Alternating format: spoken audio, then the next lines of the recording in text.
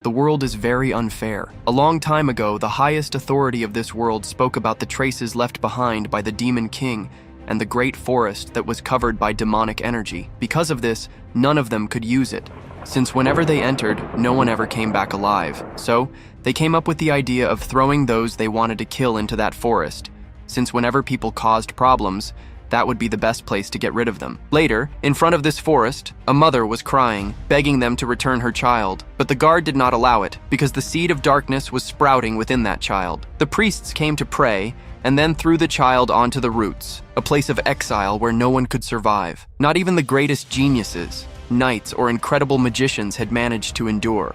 It was a place where criminals were thrown using divine magic, and if anyone ever came out alive, their sins would be forgiven. But one day, a baby was born with the seed of darkness. His very existence was already a sin. He was abandoned in the middle of the forest, alone. Days later, hunger and cold struck this child. But within his body, something like a seed grew in his heart, and energy began to surge, filling the child's body. Thus, 10 days passed, and the boy was still alive. Then, a demonic jaguar appeared and carried the child away. From that moment, his tragic fate changed. 10 years later, that same boy had grown up and was now hunting a rabbit. But the hunt wasn't easy. He leapt forward, finally managed to grab the animal, and shouted to Alaga that he had caught his prey. This Alaga was the jaguar that had saved him that day 10 years ago. She smacked the animal with her paw and asked Helmut if he was getting used to hunting, even though for now he could only catch rabbits. She told him to pay attention, because this thing was called a core, something all demonic beasts had. If you ate it, you would become stronger and extend your lifespan. But Helmut, no fool, said the prey was his, so he should eat it. Wait, hold on. He couldn't, because the cores only worked on demonic beasts. If he ate one, he would turn into a beast himself and be trapped in this forest forever. Still, he said that even if he didn't eat it, he was trapped here anyway. Since he was still weak, he couldn't leave Alaga's territory, or else the other beasts would hunt him down. But Alaga told him that he could escape, because someone once said it was possible, that someone was a human she had met long ago, though by now he must have died somewhere in this forest. The clever Helmut asked if that man might have survived. She replied that he had been strong in the past, but humans age and weaken, especially in this forest filled with demonic energy. Helmut only didn't feel it because of the seed of darkness inside him. Yet he kept insisting, asking if she had met anyone else here. Annoyed, she swatted his tail, reminding him she had raised him all this time and now he already wanted to disappear. After much pestering, she finally revealed that the place where that man had lived was to the east of the forest. So Helmut ran off joyfully, eager to meet another human in this place. Ahead, there was a strange area surrounded by wooden fences. With no other choice, he jumped over and found a little house in the middle. This was something only a human could have built. At that moment, Helmut's head was slammed to the ground by a man demanding to know who he was. Helmut explained that Elaga had told him a human lived in the east, and he had come here wanting to leave the forest. The man asked why he wanted to leave, warning him that the human world wasn't as beautiful and peaceful as he imagined. Humans were weak, with no claws or sharp teeth, but they were cruel and cunning, always seeking to dominate everything. Helmut explained that he hadn't been born in the forest, but had been sent there as a baby because of the seed of darkness. The man was surprised, since those born with the seed were usually killed immediately. That meant Helmut might belong to an important lineage. That was why Helmut had been abandoned in the forest, because of the seed of darkness within him. As long as it remained inside him, he would be hunted, even outside the forest, and would probably die fighting other humans. But Helmut said that even so, he still wanted to go. Then the old man took him in, saying that before going to the human world, Helmut needed to become one. He explained that to leave, he would need to cross the forest barrier. For now, he had to forget about that and grow stronger, or else he would just pass through and die outside. That was why the man decided to teach him. Inside the house, Helmut complained about the filth, while the old man said that would be his bed. But there was no room for laziness, because there was still much to do, like wearing clothes for the first time in his life. Soon after, they went into the forest, where Helmut began to learn what he could and could not eat. The old man showed him a root, explaining that even though it contained demonic energy, it could be purified with water and eaten. Helmut was amazed, since he had never known plants could be edible. Later, Helmut went to fetch water, when Elaga appeared and smacked him on the ear, scolding him for listening to that human when he never even listened to her. But Helmut replied that the man promised to make him strong so he could leave the forest. Nothing interesting would happen if he stayed. He went off, while Eliga thought he might have a good life. But that good life wasn't today, because Helmut was soon sitting on the ground with his hands outstretched. His training was about to begin. The old man thought this boy was different, born with much more than just the seed of darkness, and so he was worth teaching. After some time, Helmut collapsed, groaning that he was hungry. The old man cooked a vegetable stew, and Helmut was captivated by how delicious it was. A moment later, the old man explained that since Helmut was not a demonic beast, he had no claws or sharp teeth, and the human body had limits. That was why he would teach him to use a sword starting tomorrow. But first, he showed Helmut what a sword was. He picked it up, swung it sideways, then slashed downward. The strike split a rock clean in half. That, he explained, was how humans survived. This was called vis. Just as beasts had demonic energy, humans had an invisible source of power they could use. Even though Helmut's seed had different properties, it was still a similar kind of power. Helmut became excited and wanted to learn it, but he just got flicked on the forehead. His body wasn't ready yet. That was why the most important thing was for him to understand the sword. Even if it was difficult and painful, he had to press on and not give up, because the sword would reward his efforts. A few days later, Helmut was throwing a tantrum because the old man kept criticizing his posture. Still, the more the man observed him, the more he realized Helmut was a strange boy with incredible growth.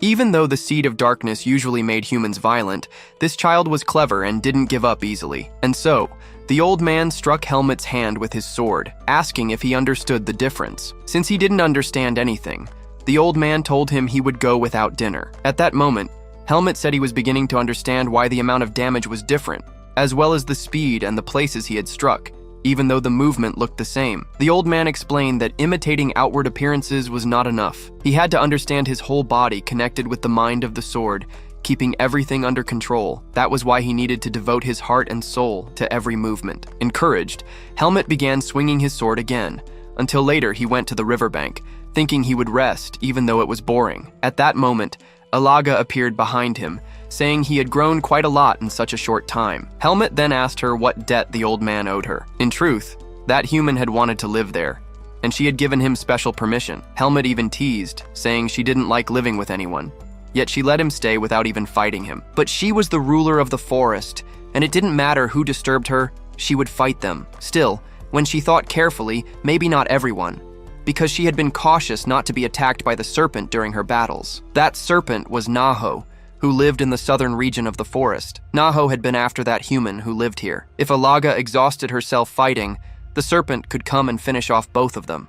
She wasn't sure how strong the old man truly was, because demonic beasts exposed their energy openly, while humans naturally concealed theirs, and Naho hated that human, since he had destroyed the dreadful place she had built. Helmut wondered what kind of dreadful place it was. Eliga grabbed him and rushed through the jungle. When they arrived, it turned out to be a human farm, a place where humans were forced to work under the whip of other humans. That other group consisted of females, human women, something Helmut had never seen before. They were being led into a hut to be served at Naho's dinner, since the serpent loved to eat women for their tender flesh. Meanwhile, the men worked until the end of their lives.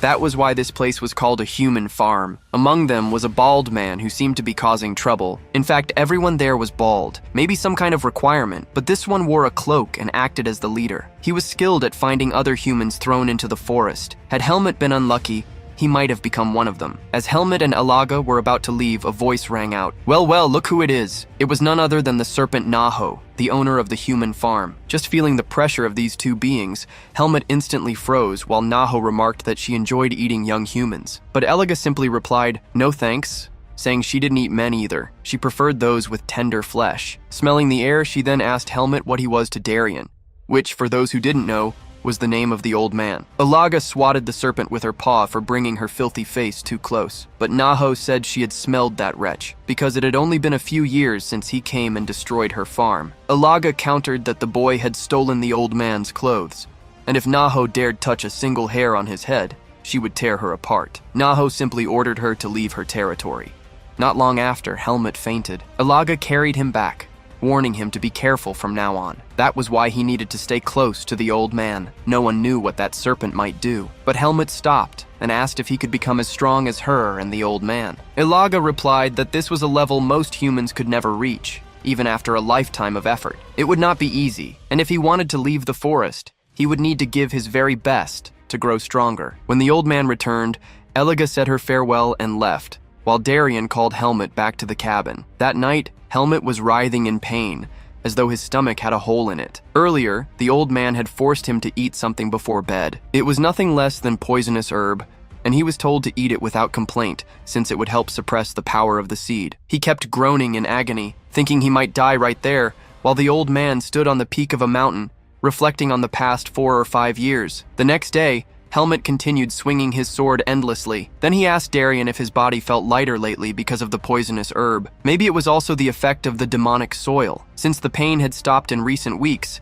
Darien said it was time. He picked up a piece of wood and spoke about Vis, the power that could not be seen. He had not yet taught Helmut about it, because his body hadn't reached even the basic level. But now, his body was ready to accept Vis. From this point forward, he would learn the training method. Darien released energy through the wood, telling Helmut to feel it in the atmosphere, to control it, and then to channel it into his sword. That was how he should proceed from now on. Helmut grabbed his sword as the old man told him to breathe deeply while fighting, to absorb the energy of nature. He had to think simply and move calmly, because if he lost control of Vis, his body would break first. Their battle began. Helmut grumbled about the old man's speed but kept attacking, focusing on breathing. Darien blocked every move, urging him to use his senses and absorb more energy. This, he said, would be their way of training from then on. Even if it took time, Helmut had to show his will. With every clash of their swords, the old man told him not to lose rhythm and control. 4 years later, Helmut finally cut down a tree with only a wooden sword. The old man said he was doing very well after those years and asked him to show his Vis. Helmut refused, saying that the last time he did, Darien had refused to fight, claiming there was nothing there. Still, he eventually gathered his Vis through the sword, while the old man thought his growth was incredible. Not only did he possess the seed of darkness, but he was also talented. This boy would surely turn the world upside down, whether for good or for evil. It seemed the time had finally come for him to leave the forest, but Helmut said he wasn't strong enough yet. However, if the seed grew any further, he would not be able to cross the divine barrier, so it had to be now. Darien explained that the human world lay beyond the southern part of the root forest, and to reach it, Helmut needed to pass through the divine barrier. In theory, he could pass even with the seed of darkness, since a human capable of weakening the barrier could cross it. But Darien admitted he didn't know exactly where, since he had never tried to find it. There was, however, someone who had: the village chief Erugo, that same bald man in the cloak from the human farm. Darien warned that Helmut would experience countless things in the human world, but tragedy always arrives quietly. And when that day comes, he will know despair, perhaps even sink into the depths of darkness. But under no circumstance could he allow himself to be lost. That was all Darien asked. With nothing else to say, the old man said he was going to take a nap, but Helmut was to return in the morning because he had something for him. That night, Helmut met Alaga again, lost in thought because he was finally leaving this place. It was a complicated feeling. Alaga simply said this was proof that he was slowly becoming human. The next morning, he went to the cabin. When he opened the door, the old man was sitting silently with a sword and a bag before him. At that sight, Helmut felt deeply that the time had truly come to leave, and he vowed to remember Darien forever, his master. And since he was going to the farm, Eliga told him that the wretched serpent was hibernating, so unless there was a major commotion, she would not wake up. Still, if Eliga entered her territory, Naho would sense it. That was why Helmut had to go alone. Outside, Alaga told him that Darien's life had come to an end. She said not to make that face because Darien had lived and died as he wished. Now it was her turn to give Helmut something, an item he had been left with when he was abandoned. He might need it one day. It was a medallion made of pure gold. Inside was engraved the words, "Let there be light upon your path, Margaret Irene." This was probably a sign of his family in the human world.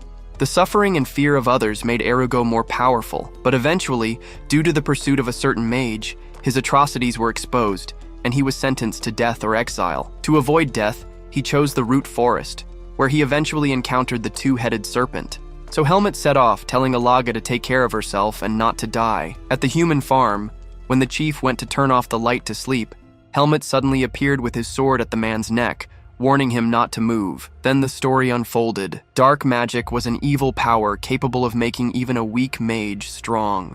There he was granted permission to live in her territory in exchange for obedience and sacrifices. Using magic, he gathered the exiled humans and forced them into submission to Naho. That was how the human farm was created. Erugo became the king of the farm, while other humans were treated like livestock. Naho never interfered with his work as long as he continued to offer sacrifices. Yet while serving the serpent, his ambition grew again. Every winter when Naho hibernated, demonic beasts attacked the farm daily. Still, even during those crises, he found some satisfaction in that life. Until now, with a sword pressed to his neck, he demanded to know what Helmut wanted. What Helmut wanted to know was how to leave the root forest. The bald man asked if he was Darian's disciple, but that didn't matter. If he didn't talk, he was finished. Irugo tried to argue that if he died, Naho would awaken from her hibernation. But if that happened, Irugo would die as well, since Naho could not revive the dead. He insisted that he was the only one who knew how to leave the forest, so killing him would end any chance. Helmut, clever as always, reminded him that mages were good at recording their knowledge. If he died, Helmut could simply search his house and find something. Finally, the bald man agreed to tell him how to leave the forest. He led him down a staircase into the underground, explaining that the method he had discovered was purely theoretical. No one had ever attempted it, nor had the ability to. The only one who might have managed it was Darian. Since Helmut was there, it either meant the old man had no intention of leaving or had already died. Erigo took a book, but before handing it over, he invited Helmut to become his successor and live in that place. Since he was Darian's disciple, he must be strong, unlike the others. But Helmut only wanted the book to escape the forest. Erigo explained that it was a book he had discovered in a mage's hideout before living there. According to it, there was a massive waterfall at the southern border of the forest. There, water and demonic energy awakened divine power simultaneously. That place might allow someone to cross the barrier, but even weakened, it was still a high-level divine barrier, and anyone who failed would have their body reduced to ashes. That was all Irugo knew. Though Helmut despised him, he remembered Darian's teaching, that lives should not be treated as meaningless. So instead of killing him, he struck Irugo hard in the stomach, tied him to a pillar, and warned that he would be released later. As Erigo cried out that his magic wasn't working, Helmut simply walked away, declaring that he was leaving the forest. But Erigo wasn't done. Using some twisted spell, he summoned Lady Naho. The serpent awoke from her hibernation, demanding to know why she had been called. Irugo shouted that it was urgent. Darian was dead, and his disciple was here. Naho was pleased, saying this was finally her opportunity. Meanwhile, as Helmut ran through the forest, he encountered Naho's forces, the demonic beasts under her command. Feeling their overwhelming pressure, he realized he could only run. Soon, he felt demonic energy saturating the entire area. Then Naho herself appeared, declaring that she had waited so long for this moment and could not allow him to leave. For Helmut, that meant only one thing. He would have to pass over her dead body. She lunged to attack, but Helmut dodged. Dust clouded the area, making it impossible to see. Then Naho coiled around him with her massive body. Helmut paused, forcing himself to think calmly. His opponent was strong, but he would not allow things to go her way. Naho opened her mouth, preparing some kind of attack, and unleashed it at him. At that instant, Helmut seized the opening and rushed toward her mouth. She whipped her tail in that direction, but he kept running along it. No matter how powerful Naho was, she still had a weakness, one he could strike with Vis. He slashed directly into her eye. While she was distracted, he knew it was his chance to escape before things got worse. But then Naho bit into her own head and lunged again, clashing her power against his. When the explosion erupted, Helmut slipped away unnoticed. Sometime later, exhausted and battered, he hid in the forest, thinking to himself that the serpent was truly terrifyingly strong. And when he left, she appeared behind him again, because he couldn't hide inside her forest. Then, when she came at him with her huge mouth wide open, Ilaga appeared to face Naho head-on. She told him to get out of there because now the two of them were going to fight, and that was his chance to seek freedom. So Helmut left, while the two women stood staring each other down, with Ilaga saying that Naho wasn't going anywhere. Meanwhile, Helmut, after finishing his way through Elaga's territory, ended up running for 2 days straight. That left him with only one chance. He had to find a way to escape the forest through those two. The place in front of the waterfall was quite different, because there it was almost impossible to feel the demonic energy. But at that moment, feathers began to fall from the sky, for a gigantic bird had arrived, asking what business he had in its territory. This was Igrel, the ruler of the north. Ilaga herself had already mentioned she was someone curious about things. Smelling him, Igrel asked if he belonged to the family of Naho or Ilaga. Since he carried Ilaga's mark, that would mean he was trespassing in her domain. But the boy, prepared, answered that he was there for his own reasons, and what he was about to do could be very significant. She could satisfy her curiosity, because he would be the first one to cross the barrier and leave the forest of roots. She laughed, asking if someone as weak as him could really do such a thing. If not now, then she would never again see anyone try to cross that divine barrier, because humans would always be thrown into this forest. But the only person who could pass through it would be him. So she made an exception. She wanted to see him attempt to cross the barrier. Because of that, she would protect him until he reached it. No matter the result, he asked her to tell Alaga that he had survived and managed to leave the forest. Then he dove and moved toward the waterfall from beneath, because he needed to go beyond the forest of roots. Divinity was the power of purification that protected humans and rejected negativity. Now that power was piercing into him with an agonizing pain he had never felt before. Meanwhile, somewhere else, a group was traveling with a cart. Not exactly with a cart, the supplies were in the cart, while the herder told them it was better to rest so they could travel faster later. If they ran into a demonic beast while exhausted, they would be in deep trouble, so the blonde boy was told to fetch water before nightfall. When he reached the river to get water, he saw nothing but Helmut's battered body lying on the ground. He ran back as if he had seen a ghost. Reaching the group, he shouted that there was a corpse down in the ravine, while everyone else thought he was just joking. The woman in the hat went along with him to check the situation. Underneath, there really was a body. But wait, it wasn't a corpse because he was still breathing. When he regained consciousness, he found himself surrounded by people. The woman explained that this man had gone to fetch water and found him battered at the riverbank. She asked for his name. In any case, this was Tanya, a rank 3 mercenary with a silver medal from the Mercenary Face Corporation. Helmut was still stunned because these were other humans. She went on to say they were in the rotten forest. As for Helmut, he said he only remembered his name and how to use a sword.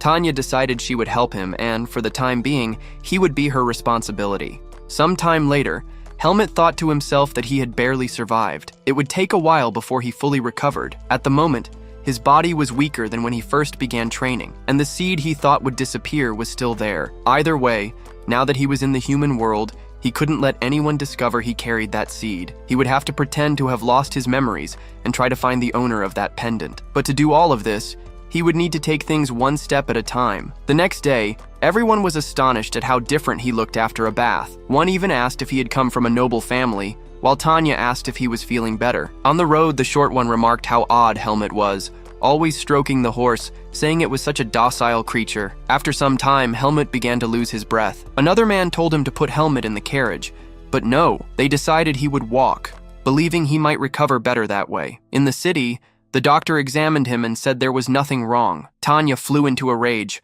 calling the doctor a fraud for giving such a diagnosis. But no matter how thoroughly he examined Helmut, there was nothing wrong. He gave him medicine, saying his memories would likely return naturally. Outside, Helmut told Tanya he was feeling better. She remarked on how firm his body was, and that since he knew how to use a sword, he must have trained under some master. She then invited him to duel her as a way to warm up since they had nothing to do the next day. In Helmut's mind, Tanya was a rank 3 silver medal mercenary, someone of high caliber and respect in this world. He accepted, curious to see how much strength his body had regained. At the training arena, everyone was practicing. When Tanya arrived with Helmut, the others told her to go easy on him, but she slapped them and said they would duel with wooden swords, with only one rule: they would fight until one of them fell. At that moment, Helmut's body was still far from full recovery, and he could not use Vis. He would have to face her only by redirecting her attacks. The duel began. He charged, she parried, sending him backward. On the next exchange, he sidestepped,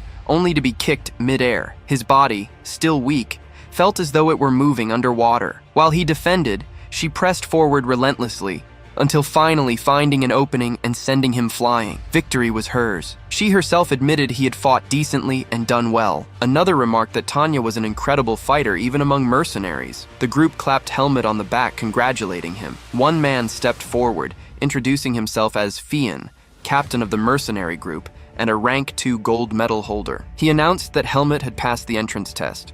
Since they had saved him, they didn't want him wandering without memories. They had been watching him from afar before reaching the city, and noticed that, unlike other young men, he hadn't made advances toward Fian's sister. Thus, Helmut received a rank 4 mercenary contract. Everyone congratulated him. He asked the captain how long he would have to stay in the squad. The captain explained that he was free to leave whenever he wished, But once he started a mission, he was bound to it until the end. This was good for Helmut, who still knew nothing of this world. Now he would also learn what it meant to have allies. Later, an old man argued that this mission wasn't fit for a rank 4, but the captain insisted they could trust Helmut, saying he would be useful. Since it was a last-minute addition, they would only pay 1/3 of the normal price for his rank. The Tariq mercenary squad would also join this mission. After the old man left, the captain explained that tomorrow's task was to escort a large convoy. Even if they were ambushed, only rank 3s should fight, since the monsters would be too strong. One man warned that if the Tariq squad tried to provoke them, they should ignore it, since Tariq didn't have a good reputation anyway. With the meeting over, they would gather in the morning. That night, Helmut trained alone, reflecting on the duel. His body still hadn't recovered, but that didn't matter. He would begin training just as he had the first time. The next day, they all set out together through the forest to reach the cargo they were to escort. Old Meals ordered the Face squad to guard the rear. The blonde man pointed out that the others nearby must be the Tariq squad. One of them sneered, asking what the skinny kid was staring at, saying he was so thin he probably didn't even know how to hold a sword. In Helmut's thoughts, comparing his strength to an opponent's was no different than with demonic beasts. That human was probably not the leader, since he wasn't that strong. Still, it was best to keep an eye on him. A few days later, that same guy ended up knocking down the scrawny blonde, claiming it was just an accident. The person next to him even looked like a girl, but Helmut simply ignored them, picked up the skinny one, and walked away. The bully was furious at being ignored again. He was actually a rank 3 mercenary, who had been temporarily demoted after injuring his arm. On top of that, his brother had warned him that if he caused more trouble, he'd be expelled, so he decided the group would have to back him up later. Meanwhile, the blonde was frustrated. Barely 3 days had passed, yet those guys were picking on him every single day. Angry, he grabbed the water bucket and stormed off to fetch water from the river. Down at the riverbank, just as he filled the first bucket, those men appeared behind him, calling him over for a talk. After beating him up, they asked if he had ever bathed with his friend, and in truth, they just wanted to check if he was a man or a woman. That was why they had dragged him out there. When Helmut arrived and saw the situation,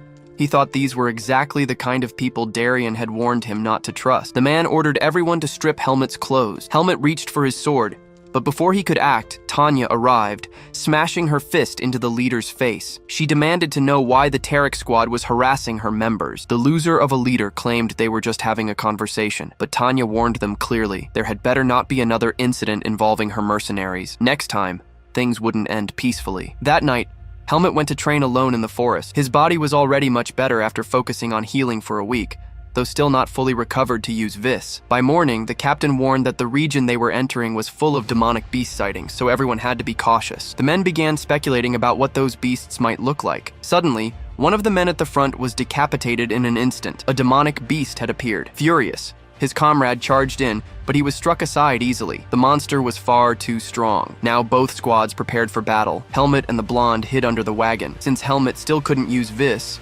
fighting would be extremely dangerous. He could sense how strong this monster was. The battle began. The rank 2 mercenaries surrounded it, slashing at the beast while the others fought weaker monsters. The fight at the front was intense. Rank 2 mercenaries could use Vis, and they were much stronger than Helmut had expected. The leaders kept the monster occupied while the others handled the smaller beasts. But then the monster suddenly stopped fighting and fled into the forest. Orders were given not to pursue. The mission was transport, not subjugation. The blonde needed Helmut's help to stand, while the others began dealing with the carcasses. They explained that beast hides and seeds could be sold at a high price. One showed Helmut a seed of darkness. The blonde remarked that he had heard such seeds could dominate human minds and turn them into demonic beasts. Those born with one usually died at birth or were sent to the root forest. Helmut finally understood why Darian had said what he did. As long as he carried the seed, he would have to fight against other humans. The whole reason he learned Vis was to suppress the seed inside him. Even now, without being able to use Vis, he had to hide this secret at all costs. The blonde went to examine one of the beasts more closely. At that moment, it suddenly grabbed him by the neck. Helmut reacted instantly, drawing and slashing in one swift motion, cutting the beast clean in half. A strange sensation coursed through him. Tanya, watching, noticed something peculiar about the way he drew his blade. That night, Helmut trained again. His Vis had finally returned. Within 3 days, he would be able to recover fully to his previous level. While training, he sensed something approaching. It was that annoying mercenary. The man sneered that walking alone was dangerous. This time, Helmut wouldn't get help, and so he'd be taught a lesson. Helmut asked if he was really serious about doing something so ridiculous. The man tore off the bandages from his arm. He was fully healed. He threw a punch at Helmet, who caught it effortlessly with one hand, forcing him to his knees. Clearly, the man needed to learn his place. Unwilling to accept it, the man drew his sword, but it was useless. Helmet unsheathed his own blade, slashing across the man's legs. Left like that, he would probably die. At that moment, however, Helmet felt the murderous intent of the seed trying to overwhelm him. He struck his own chest, forcing himself back under control, since he had gone too long without using Vis. When he calmed down, the man had already crawled away, muttering in disbelief about how someone like Helmet could wield Vis. But what awaited Helmet was worse. That same monstrous leader appeared again and crushed the arrogant man. Helmet infused Vis into his sword and launched into battle. After a fierce clash, the beast ran off once more. The others arrived, asking what had happened. Helmet explained the situation. Caleb, who had been tailing him, had been killed by the demonic beast. One of the leaders apologized, admitting Helmet had been put in danger because of their negligence, but Tanya cut him off, saying apologies weren't enough. Helmet had nearly died because they all knew what that man had been doing. Another snapped at her to watch her words, reminding her that Caleb had been his brother. Tanya retorted coldly that if he had supervised properly, none of this would have happened. At that point, Old Mills stepped in, saying enough was enough. They needed to reorganize. Nothing could be done for the dead. As compensation, Helmet would receive the fallen mercenaries' payment. From now on, they had to find a safer way to deal with demonic beasts, since 3 members had already died. Afterward, Tanya scolded Helmet, smacking him around, telling him not to wander alone anymore. Something about her tone reminded him of how Darian used to treat him. The next day, they continued their journey through the forest, fighting demonic beasts. By the end of the day, everyone was exhausted from constant battle. The monsters seemed to be targeting only their squad. The Tarek squad had barely fought at all. That night, in the carriage, Old Mills insisted that Tarek help guard the rear, but Tarek disagreed, saying that instead of security, efficiency was better. It was simple. While the Face squad fought the monsters, the others would leave the forest quickly. Milas demanded if they had no honor,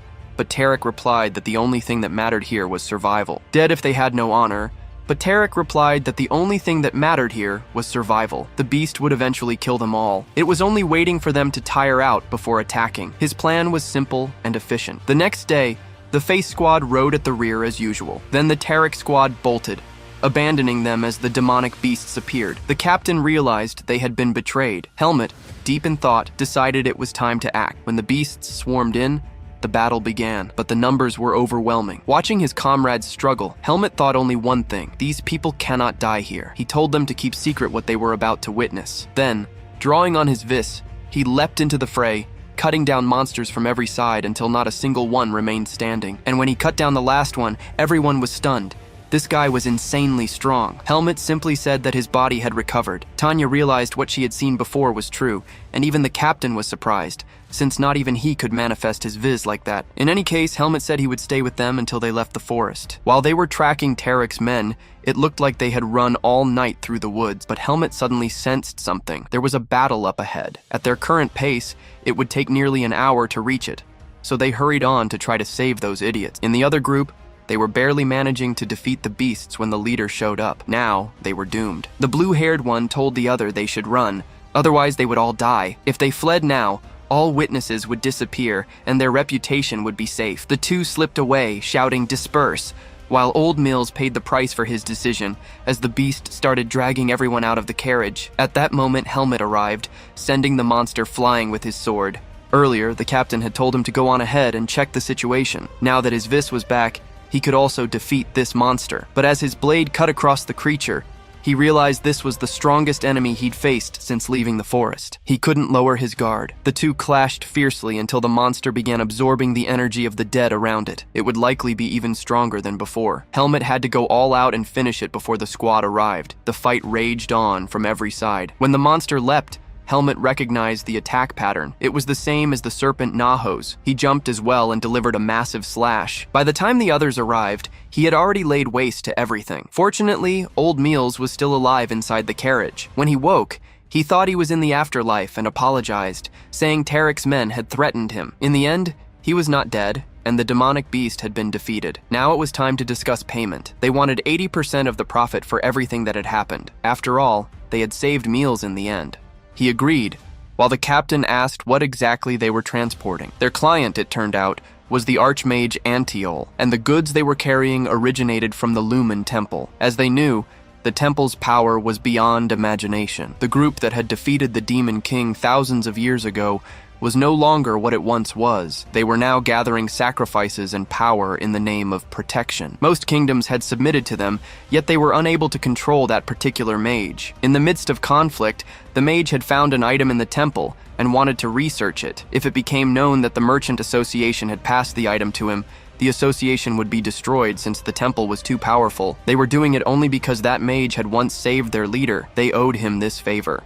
Helmut asked if the mage was really that famous. There were even stories that he had nearly shattered one of the temple's divine barriers. Helmut wondered if a mage like that might be able to remove his seed. Sometime later, they finally left Beast territory. The captain gave Helmut a pill to help restore his vis and thanked him for saving the squad. Without him, they would all be dead. The next day, they reached the marked area. The captain still didn't understand why the location was literally in the middle of nowhere. No village, no road, nothing. According to old Mills, that was exactly where they would load the goods for delivery to Antiol's home. Instead of explaining, Milas decided to show them with a necklace. He placed it in the middle of a tree, and everything began to exude energy. This was magic, and they were traveling through space. The captain was stunned. It was beyond imagination. Helmut asked whether it could be an illusion, but the temperature was dropping. They were crossing a great distance. Ahead, they finally saw someone, Archmage Antiol, welcoming the Merchant Association's guests. Seeing that everything had arrived intact, he thanked them and asked if there had been casualties. There were several traces of life force in the carriage. Old Meals said only a third of their members had made it, since they had fought a giant beast. Interested, Antiol asked where the corpse was. Meals replied that it had already been processed, but if he wanted to buy it, it was available. The mage offered 150,000 marks on the spot, shocking the group. It was a fortune. One of the men said he'd heard archmages possessed immense wealth. Antiol told them simply to unload the carriage. He wouldn't need it. Looking at him, Helmut sensed that, although this was a power different from the dark mage he had met, Antiol was very strong. When Antiol looked at Helmut, he remarked that mages could perceive truths unknown to others. Helmut warned him to watch himself. Antiol then raised a barrier spell that shut them off from the outside world, a gesture of respect for hidden truths. He vowed upon his mage's name. Chains of power emanated from him, the mage's oath, a promise that, if broken, would cause a great loss of mana. He told the special boy to ask what he wished to know. Seeing that Antiol was not some untrustworthy dark mage, Helmut decided to ask only one thing. Without hesitation, Antiol asked whether it was about the Seed of Darkness. It was. Helmut wanted to know how to remove it. Antiol answered frankly, it was impossible. The Seed of Darkness was directly tied to his life. It held the power of a demon that rarely took root in infants who should have died, reviving them through the seed itself. Therefore, the thing must live until the host's death. Helmut was shocked. He had expected an archmage to have a solution. But Antiol was a mage, not a god. And this was the first time he had seen someone actually controlling their seed. Normally, the seed demanded demonic energy from the host. The more one resisted,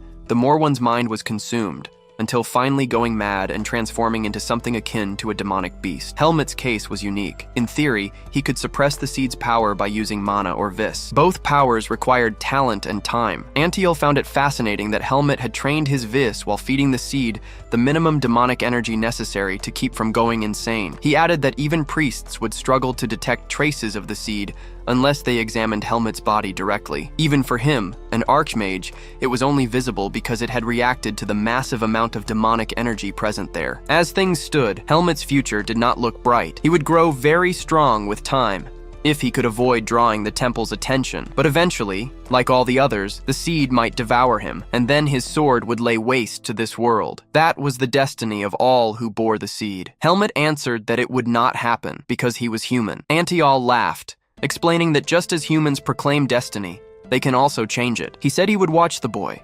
If Helmut failed to overcome it, Antiol would have to stop him when the day came. After all that, Helmut received payment for the work he had done with the squad. He asked whether a bag found among the luggage was also his, since it didn't belong to any of the members. The bag held the items he had brought from the forest. Helmut thanked them. While the captain explained that he hadn't given it to him earlier because he had simply forgotten, he also thanked Helmut, calling him the hero of the mission. Finn came in all excited, talking about showing him the mercenary headquarters, but Helmut decided not to go. Tanya offered to let him keep using the squad's certificate, since he now had something more important to do.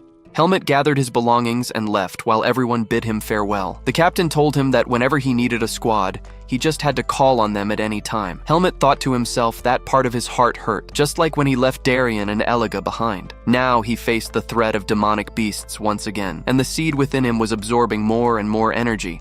Just like in the forest, the only way forward was to become so strong that not even the seed could control him. Elsewhere, someone muttered that they would never have taken the job if they had known it would be this dangerous. Still, what mattered was that they were alive and could rebuild Tarek without anyone knowing what had really happened. But then they heard familiar voices. It was the captain, Tanya, and the others passing through the door. The two became worried, realizing the others had survived. When Finn looked to the side, there was no one left at the table by the window. They worried, knowing they should have killed that squad personally. One of them was sure it was only a matter of time before their actions reached the guild. Thus, Tarek's group marched toward obscurity, but the bitter blue-haired one ordered them to move on. Since they were rank 2 mercenaries instead of starving, their only option was theft. At sunset, Helmet sat in a tavern, thinking he needed to find some clue about the pendant. For days, he had been wandering randomly through villages. He couldn't always count on finding good people like the squad, but at least the money he had earned from the captain was almost double what Darien had once left him. That was when he realized there was a letter tucked inside. The handwriting was unmistakably Darien's. Before his last breath, Darien had written a letter, saying that if Helmet was reading it, then his life had ended, and that Helmet had left the forest. Darien wrote that Helmet would likely struggle to adjust to the outside world after living so long in the forest, and that Darien himself had little time left, which was why he was worrying about him. To the point, if Helmet was traveling without a goal, he should go to Baden, to a place called Greta Academy, where children his age went. There, he could learn more about being human, since peasants and nobles were treated the same. Of course, he could not enroll alone. He was to find a man named Ethan Kudrum and show him the sword Darien had given him. Ethan would know he was Darien's disciple, and because of a vow between them, Ethan would help him. Finally, Darien wrote that the human world could be a dangerous place where strength alone could not solve everything. But since Helmut had survived such harsh training, Darien believed he would overcome this new test. He urged him to be careful. Seeing the trembling letters, Helmut realized Darien had barely had the strength to write. He already felt grateful, because now his path was set. Just then, the waiter arrived with all the food he had ordered, telling him the total was 15 marks. Helmut casually pulled out a coin from the bag, one worth 1,000 marks. The waiter was stunned, while Helmut told him he planned to sleep there, and that the coin should cover everything. At that moment, one drunken man glanced over. While Helmut was lost in thought about the money he had earned, the man approached, saying the kid must be rich. 2 more joined in, asking him to lend them 20,000 marks so they could drink. Helmut flatly refused. Irritated, they wanted a fight. And if it was a fight they wanted, it was a fight they got. Helmut easily defeated them. The drunkard asked who the hell he was, but Helmut only answered that he was a mercenary and ordered him to get lost. The frightened waiter warned him that he needed to leave town immediately. He had just earned the enmity of the Black Eagles, bandits who ruled the underworld and killed anyone for money. Helmut realized he had stumbled into something bigger than expected, and thought about luring them elsewhere. While the dazed waiter insisted he should flee, Helmut instructed him to say he had gone into the forest. He would be back, so the innkeeper should keep his room ready. That night, in an alley, the Black Eagles debated whether he would really do such a thing. Then one of them came running, saying he had discovered Helmut's whereabouts in the forest behind the inn. They decided to hunt him down, to prove that the Black Eagles were scarier than anything else. In the forest, Helmut thought back on what he had learned with the squad, that many humans acted like beasts, but others protected one another. Humans were complicated. He also remembered Darien's words. Problems could not always be solved by strength, but right now, strength was the only way he could deal with them. One thing he had realized was that humans who behaved like demonic beasts had to be treated as such, and since they all came armed, he had every right to send them straight to the grave, didn't he? Later, Helmut left, leaping from branch to branch,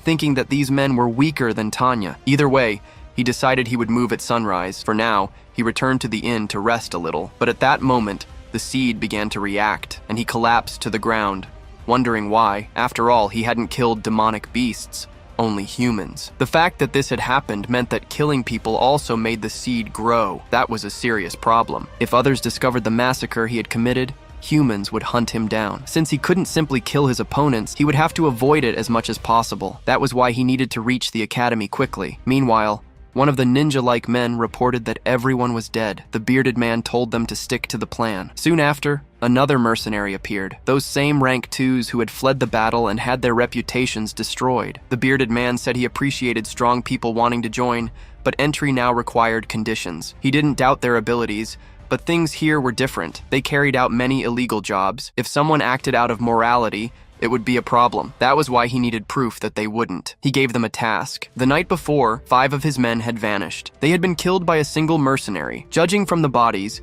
each had been killed in a single strike, and no trace of any weapon was found. The description of the killer was a boy of about 15, with black hair and black eyes. If they completed this job, they could join the Black Eagles. The blue-haired one immediately asked where he was. According to reports, he had been staying at an inn in a nearby village. Since not much time had passed, he couldn't be far. In another town, Helmet was thinking of taking a mission to move around without drawing attention. When he entered the guild, the receptionist greeted him and asked what brought him there. Naturally, he was there to accept a mission. Since he was registered with the mercenary guild, there was no problem. She asked what kind of mission he wanted. Helmet said the reward didn't matter. He just wanted something that would take him toward Baden. Since Baden was a major city, many people traveled there, so finding an escort or transport mission was easy. She showed him one, escorting a noble lady. But there was a condition. The mercenary had to fit the lady's ideal type. Helmet was perfect for it. After accepting, he stopped by a shop, remembering that the receptionist had told him to make a good impression. With his handsome face, he already had an advantage.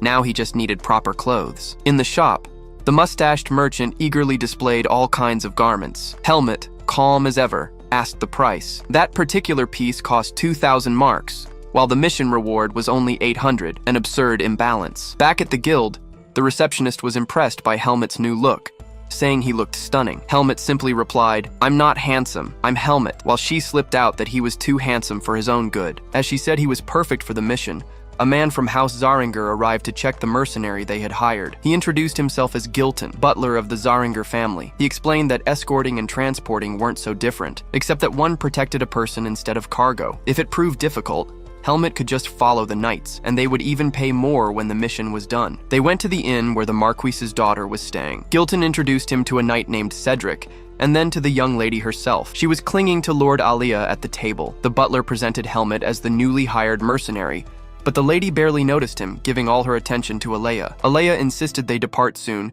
then excused himself to rest. Just seeing the man pass by, Helmet thought something was odd. The young lady followed Alea, while Helmet asked if he was also a mercenary. No, he was only a guest of the lady, and well known at Greta Academy. According to the butler, the young lady was heading there to take her entrance exams. With only 2 hours left, Helmet was told to prepare and fetch a horse from the stable. Once steady on horseback, Helmet remembered that the preparation hadn't gone smoothly. The horse had thrown a fit, nearly tossing him. Up ahead, the young lady called for Lord Alea to enter the carriage. Watching him, Helmet realized Alea seemed to be a mage, explaining why he had felt so strange since the beginning. But what kind of magic he used, or why he had cast a spell on himself, was still unknown. Inside the carriage, the lady asked if he was truly the best in class at magic. He answered yes. She admitted she was nervous for the exam. He reassured her, telling her everything would be fine. She kept trying to coax him into teaching her, but in the end, he told her he would find a specialist for admission tests and urged her to rest for the long journey. Meanwhile, among the masked ones, the spy reported everything, that Helmet had accepted a mission. The problem was that knights of a noble house were involved, which could complicate things. Still, they were told to eliminate him alone. That was the Black Eagle's philosophy. Their enemies had to be killed piece by piece. The blue-haired man promised that this would indeed be put into practice. Meanwhile, in the escort group, the lady was complaining about the poor quality of the inn where they stopped for the night. But in that region, there were only such inns. It would be just this once. In the forest, Helmut was training, thinking his vis was far stronger now compared to when he had lived in the forest. He wondered if he would manage to focus on his training at Greta Academy, and more importantly, if he could find clues about the seed. As night fell, he heard a noise. He investigated, only to find a bird, controlled by Lord Alea, who had also found Helmet suspicious. Alea had seen many skilled mercenaries, but rarely one so young at rank 3. Soon after, the young lady came pounding on Helmet's door, saying she knew he wasn't asleep. In the end, the maids dragged the excitable girl away. The next day, as they traveled, it was nearly lunchtime. They stopped the carriage near a lake to rest and eat. The mercenaries grumbled at the back, eating stale bread and filling their stomachs with water, while the lady enjoyed fine dishes. Helmut found himself missing Finn's cooking. Then he noticed something strange about the water. It tasted slightly sweet. Could it be poison? Everyone else drank it without noticing, but soon some began nodding off. Even the butler noticed the lady was mumbling in her sleep before dozing off himself. One by one, the servants collapsed. Helmut quietly poured his water away, realizing it was their scheme. When the attackers arrived, they were stunned to find him awake. Two of them recognized him. It was the mercenary from that transport mission. Helmut immediately called them traitors for abandoning their squad. They retorted that it didn't matter. Now he and the lady were their prey. The blue-haired one blocked an attack, but before things escalated further, Lord Alea appeared. He warned that if they didn't want to die, they had better lower their swords and leave. Noticing another figure still conscious, the blue-haired mercenary turned his blade toward him, demanding to know if he was the mage behind this. Alea dismissed him, telling him to shut up and clean up his own mess. Now, he said, he would have a little talk with that brat, clashing his swow. While the bearded man said the mage didn't need to move, since it would be a painless death, the mage replied that a silent mage was a dead mage. Meanwhile, Helmut was fighting through the forest with the blue-haired man. He thought himself lucky that the mage hadn't fallen asleep. The blue-haired mercenary swung a huge slash through the air, convinced he had already defeated Helmut. But behind the smoke, Helmut stood calm, saying this was only the beginning. He even thanked the man for following him there, since this would be his end, as he was not a worthy person. The mercenary snapped, enraged that Helmut was using Vis, and charged forward.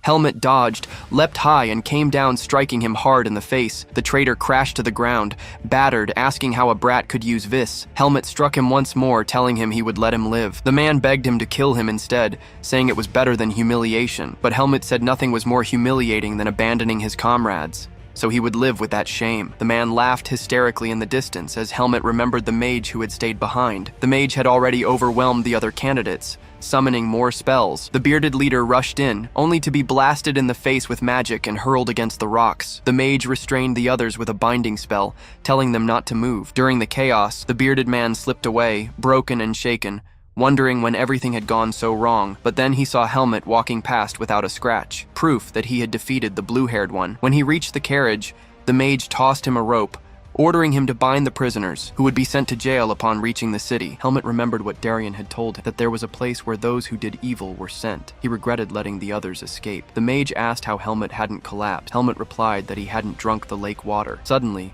the mage fired a blast near Helmut's head. Helmut asked how the mage hadn't fallen asleep either, since he had seen him drink. The mage explained that he had purified the water before consuming it. Helmut asked if it was because of the magic surrounding his body. The mage was surprised that he could sense it, but Helmut clarified he could only feel it and hadn't been curious enough to question it. Afterward, the butler expressed gratitude, saying he owed the mage. The mage dismissed it, saying he had only done his duty and that mercenary had helped a lot as well. The butler promised a greater reward, but at that moment the young lady threw herself onto Alea, claiming it was destiny since he had saved her. She declared she would repay him with her life and do anything for him, but Alea silenced her, reminding her that he was already engaged and would marry after graduating from the academy. The girl broke down in tears, while the knights decided to move on. Before long, they reached the city without further incident. There, the butler handed over the reward, 10,000 marks, as a gift of gratitude for saving them. Helmut thanked the mage for his help and left. For now, it was time to enter the academy. Inside the city,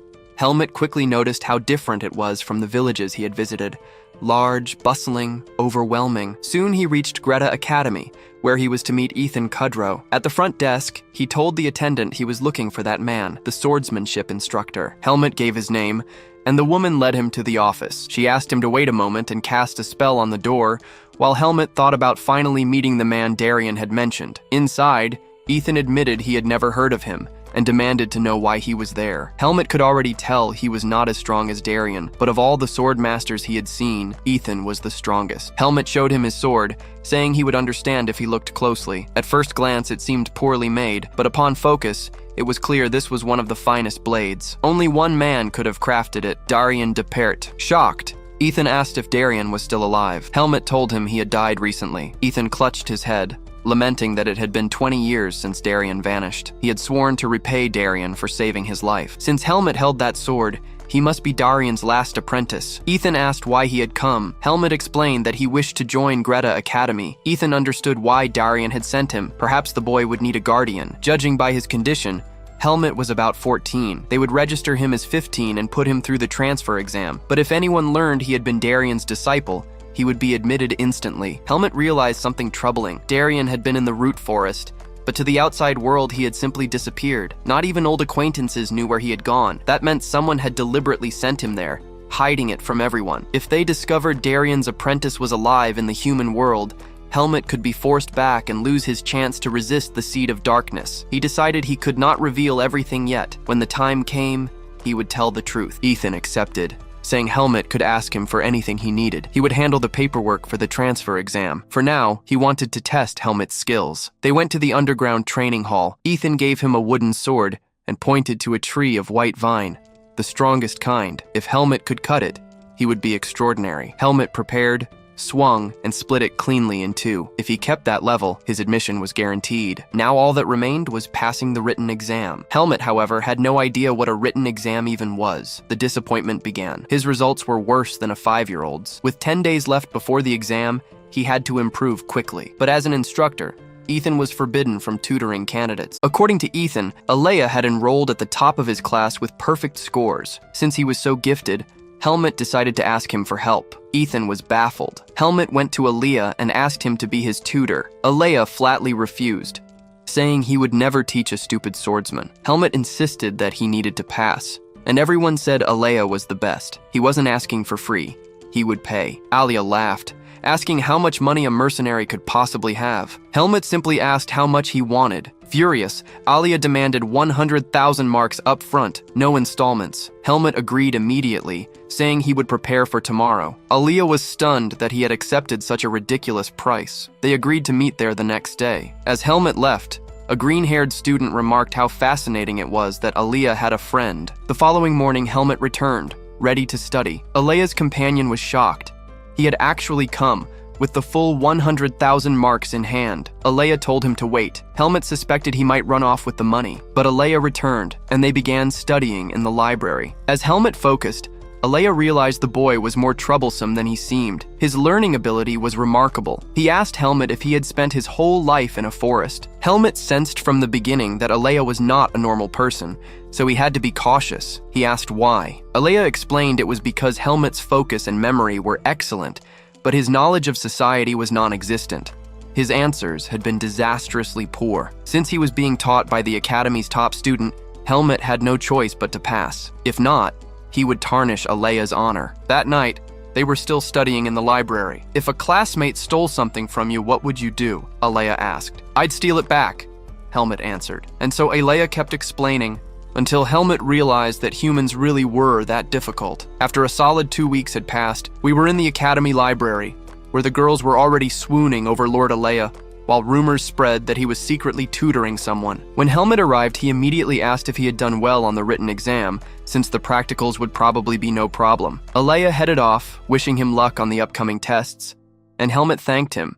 Now only the practical exam remained. Now we're in the fencing arts department in the waiting room. It was packed with people chatting while they waited. A blonde guy walked up to Helmet, introduced himself as the second son of the Rugal family, and asked Helmet's name. Helmet promptly asked why the blonde was talking to him. The boy claimed he was just trying to make friends. Helmet said, Helmet. The other asked for his surname to know what family he belonged to, but Helmet had none. The only family name he had ever seen was on his pendant, Margaret Irene. Even so, he answered that he had no family. The blonde's face darkened, so he was a commoner. Everyone started snickering at him until a knight told the worms to keep their voices down.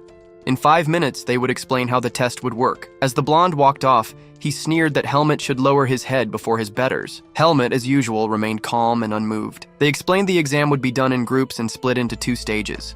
As soon as that was said, Helmet felt everyone's eyes on him. This place was nothing like the root forest. Whether monsters or humans, everyone stood somewhere on a pyramid. In the human world, being strong wasn't enough. Family mattered too. The instructor called the last group into the hall. Inside, the first test was to cut through a trunk of blackwood using a wooden sword. They had 5 minutes to do it. Helmet thought this was about as easy as it gets. He gathered vis and struck once, splitting the trunk down the middle. The examiner was stunned. Even he, a supervisor, had needed several blows to chop through it. Helmet had done it in a single clean cut. Back in the room, the obnoxious blonde started needling him again, but it was time to explain the second stage. A duel observed by the instructors for 8 minutes. Opponents would be assigned at random, and candidates could pass whether they won or lost. The aim was evaluation. The blonde shouted that it was unfair, since whoever drew the commoner would pass for free. Helmet, irritated, was about to throw down when the gong sounded. The instructor called number 29, Helmet, and number 8, Andro.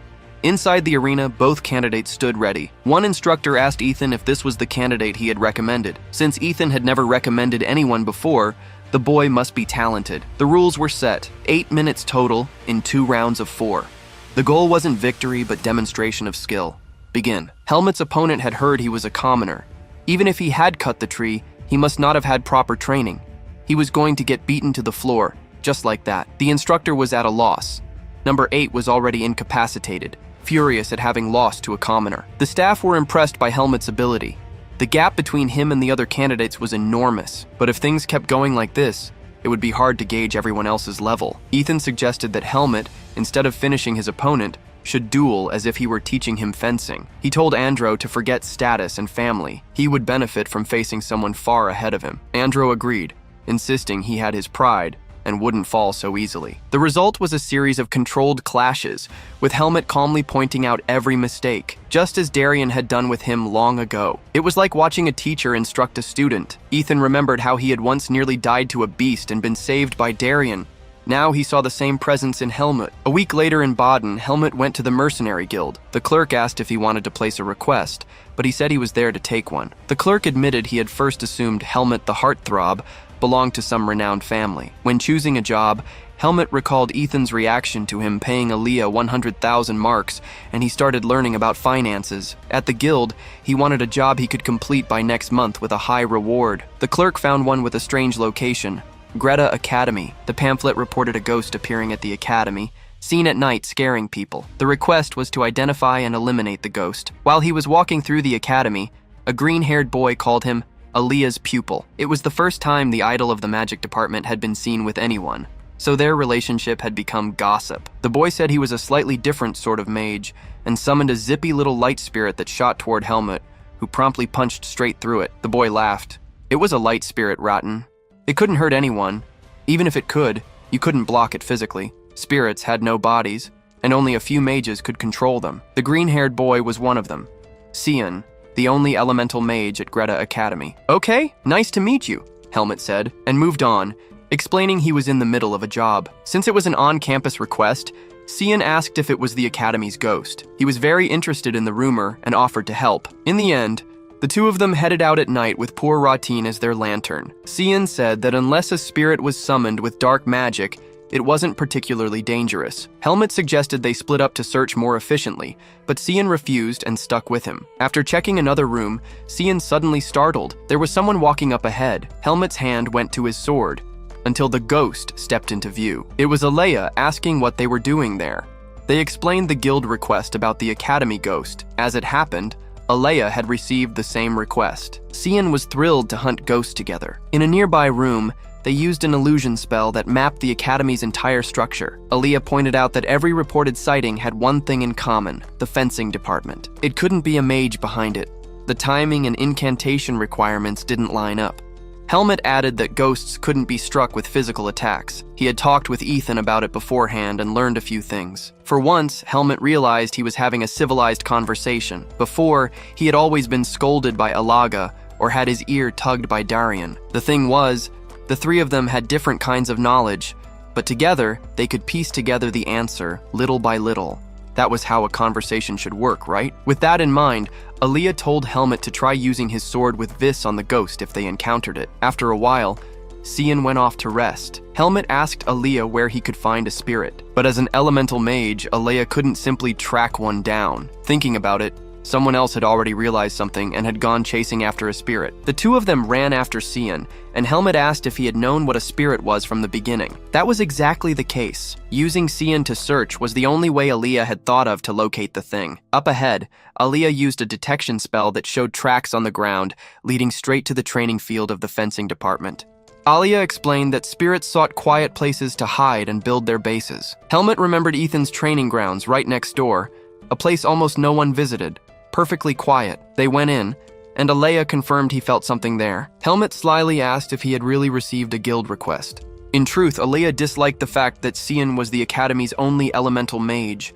He wanted to capture this spirit and study it. He cast a silent spell to erase his presence and asked Helmut to help him set a trap. Then, finally, the Academy ghost appeared. Alea immediately tried to attack. With his sealing spell on the field, the ghost couldn't move freely. Helmut's job was to weaken it. Helmut drew his sword, charged it with vis, and sliced the creature in two. It really could be cut with vis, or maybe not since it reformed, angrier than before. Just then, another spell cut across the field. Cian arrived, demanding to know what they were doing. This was a dark spirit, he said, and since it was self-aware, they needed a delicate approach. Alea scoffed, asking how they could capture a spirit that was out of control, while Cian accused him of wanting to experiment on an innocent creature. Alea complained that Cian had refused to cooperate with his research on spirits, but that was because Alea's experiments were frightening. Now the plan was for Alea to maintain the seal while Helmut kept it occupied. Cian would attempt to calm it. With several layers of magic circles, Cian and Alea worked together. The spirit lunged. Helmut's slash intercepted it,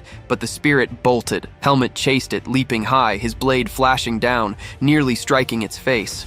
At the last instant, Cian cast his spell, shrinking the furious monster into a tiny, pouty-headed creature. The next day, they brought it to the Mercenary Guild, reporting the mission complete. Cian rambled about why the ghost had appeared at the Academy, boasting about being the only elemental mage there. The attendant told them to return in a few days, to be sure the ghost wouldn't reappear. Helmut had made his first friendships at the Academy, though Alea avoided even shaking hands. Later, Helmut met Ethan. His assigned dormitory was on the 3rd floor, Unit 301, since all students lived on campus.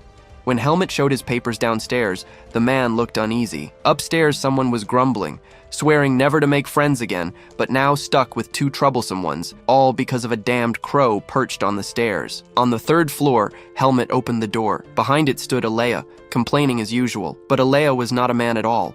Rather a woman in disguise. Could this be the magic Helmut had sensed around him before? Meanwhile, elsewhere in the city, the 2 failed assassins were making a scene with the guards until a mysterious figure appeared, mocking them for failing to kill a child. The blue-haired man attacked, but his head was severed instantly. The bearded one asked who it was, but he too fell. The figure muttered that they had stained the name of the Blackhawks, then turned its attention to the terrified guards. Back at the Academy, Alea was furious, unwilling to face Helmut. But when the key turned, there it was, the new room. Helmut thought the dorm was simpler than the Kudrow mansion, but compared to the forest, it was paradise. Since leaving the forest, he had allied with and aided the Pace mercenaries, and now he was enrolled in Greta Academy. He was finally on the right path. From now on, he would focus on becoming stronger, but then he sensed something, instinctively reaching for his sword, only to remember he had left it aside. Behind him stood Alea, nearly exploding his head.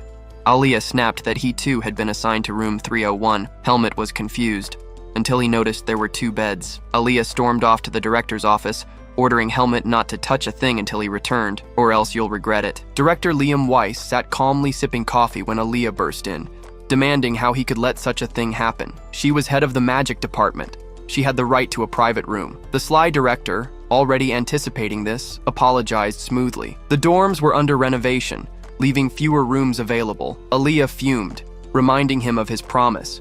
He knew why she needed privacy. If it was discovered she was a woman, chaos would follow. The director told her to be careful. She had an archmage's magic, and no one in the fencing department would notice. Still, she was furious. He knew exactly whom she was up against. He replied seriously that giving her a private room now would look like excessive privilege. The only solution was to assign her a friend as a roommate until next semester. To Alea's dismay, that friend was Helmut. The director insisted she had taught him, fought alongside him, and even admitted they had become friends. Alea protested she had only done so for money. Still, the director said it was his job to encourage bonds. If she endured this, next semester the room would be hers alone. As Alea left, he thought how close things had come. Helmut seemed like a good kid, but the situation was dangerous. Back in the dorm, Alea, cheeks red, asked if he really wanted to share the room. Helmut had no choice. This semester, she would have to share. She suggested he live in the city and be brought daily by magic, but the director would never allow that. She muttered that it would be annoying, asking if he was sure. Helmut thought for a moment. He much preferred Alea to the muscleheads of the fencing department. Alea was left flustered, regretting ever helping him during the exam. Later, as carriages rolled past outside, Helmut carried his belongings in. Aaliyah told him to look. This curtain divided the room. Everything beyond it was Aaliyah's space. She had even set an alarm spell on it. Helmut was not to cross under any circumstance. She laid down the rules. No noise, no stink, keep the bathroom clean, no guests, and if he needed anything, he was to knock on the curtain. As she returned to her side, Helmut quietly said he hoped the two of them could get along. As they walked around the academy, a group of students whispered that it was true. A commoner had passed the transfer exam, and Professor Ethan was his guardian. Sabbath declared he would personally take care of him, since commoners had no right to stand on equal ground with nobles. Tomorrow was fencing class, and they planned to teach that street rat a lesson. Later, Helmut finally changed clothes, thinking how comfortable they felt. He planned to head to the training hall, but on the way, he ran into Marimohead, our friend Cian. Shocked, Cian asked if Helmut was in room 301. Helmut, with his usual expression, asked if that was a problem. Cian couldn't understand it. Alea had always lived alone as head of the magic department, yet somehow agreed to this arrangement. Cian muttered that it must be tough to live with someone so constantly stressed, then asked if Helmut had fencing class that day. Since it was his first, Cian gave him some advice. Stay away from the mad dog of the department. Helmut asked if the department raised dogs, but it was only a nickname. This mad dog was a second-year student called Asuka. Last year, everyone who messed with Asuka got beaten senseless. One student even quit after losing an ear.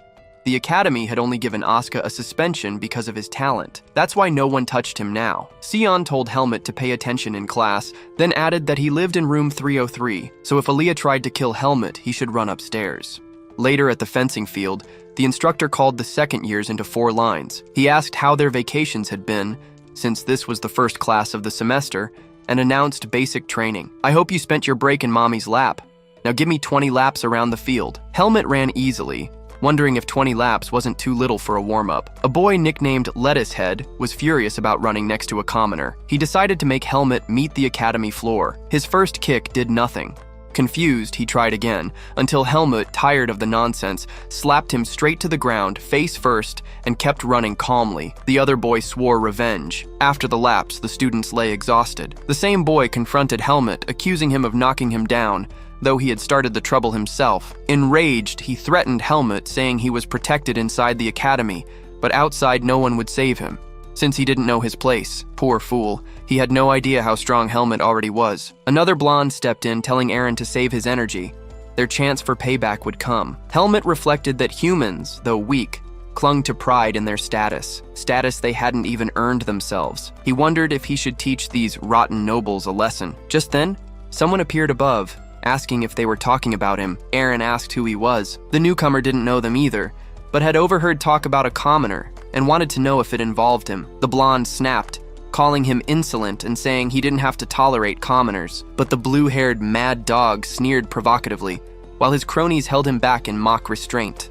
Asuka said he'd see how long they could endure him. Helmut remembered Cian's warning, don't mess with the mad dog of the department. Sure enough, it was Asuka causing the ruckus. The professor shouted for those whose names were called to step forward and take wooden swords. He called Asuka first and demanded why he was late. Asuka claimed he'd been meeting with Professor Patricia, but she was on break that day.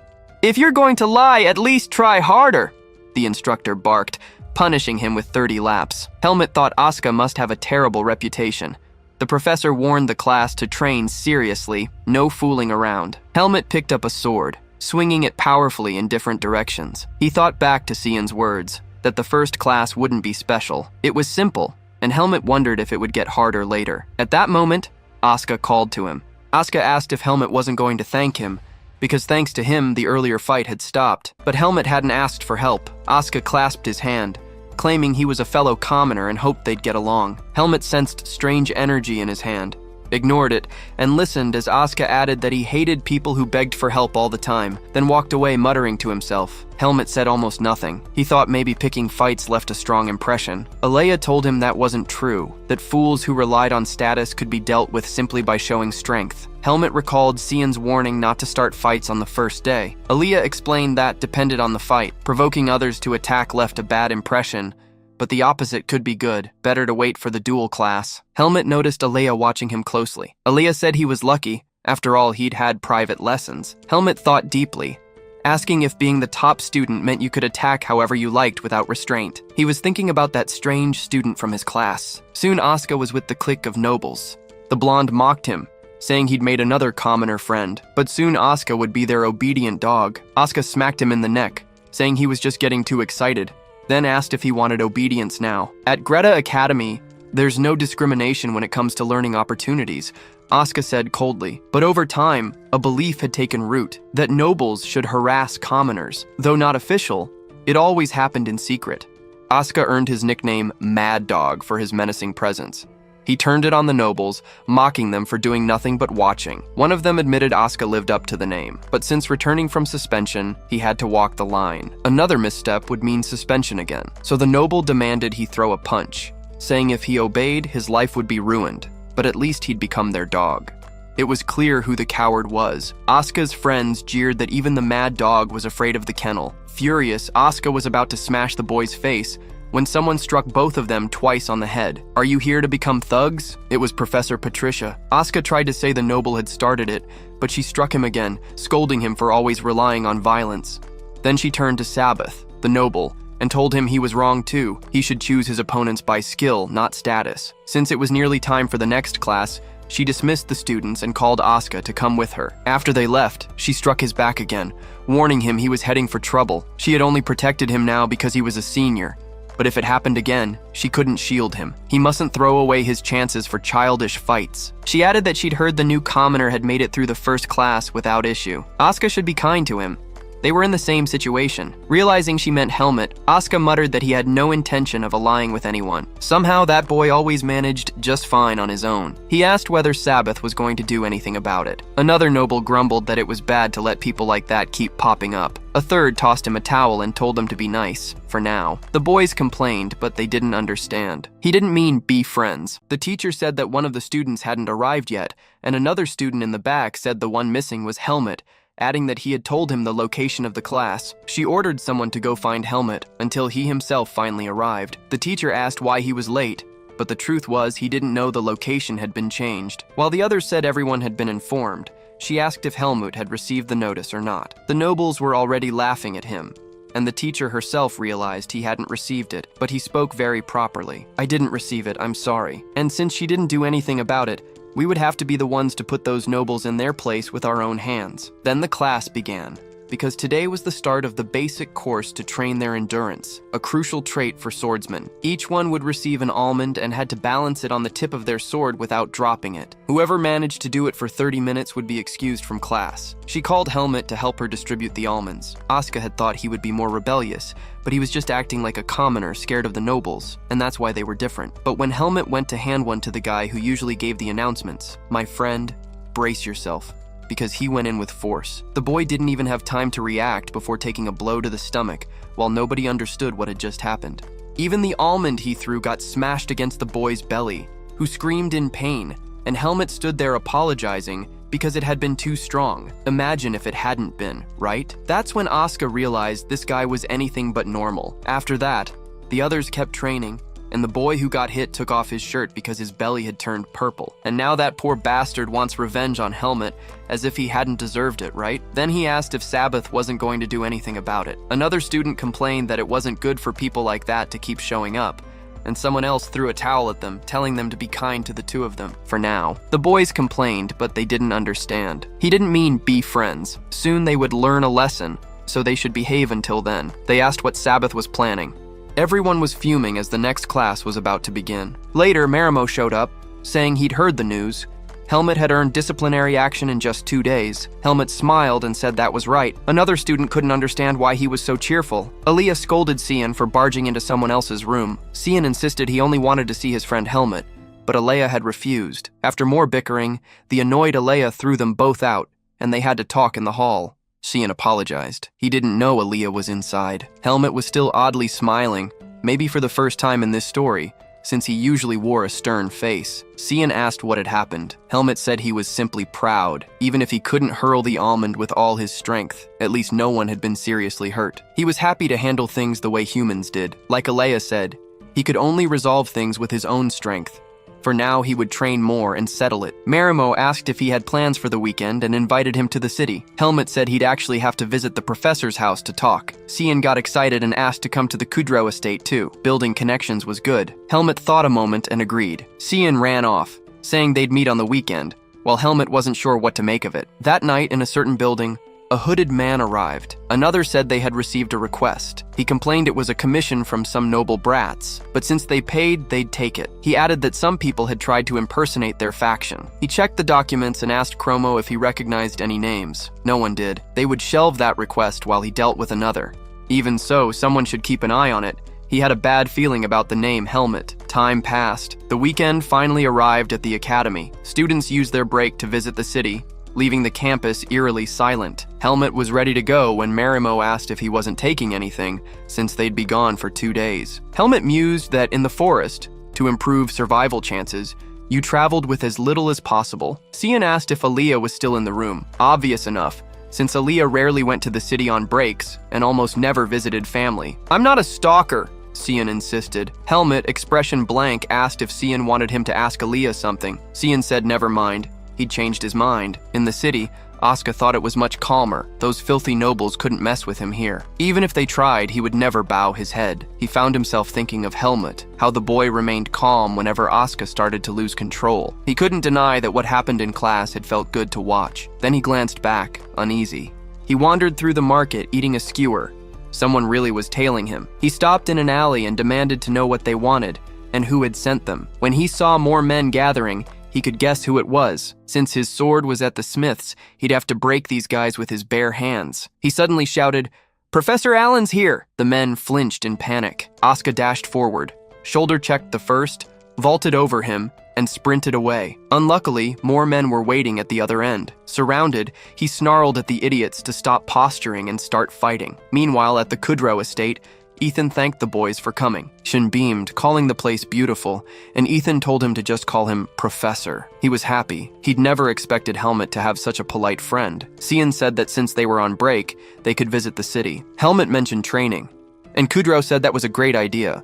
So Helmut would not be escaping a trip to town that evening with Cian. Cian joked, asking how Helmut could leave a house like this to sleep in a dorm. He even wiped away a fake tear, wondering if Aaliyah nagged him so much with spirit summoning that there was no time left to nag Helmut. At least Cian was getting better at summoning spirits. Just then, someone staggered up behind them. Asuka, battered and bloody. Shin jumped with a yelp as Asuka begged for help. 3 men with swords showed up at the end of the street.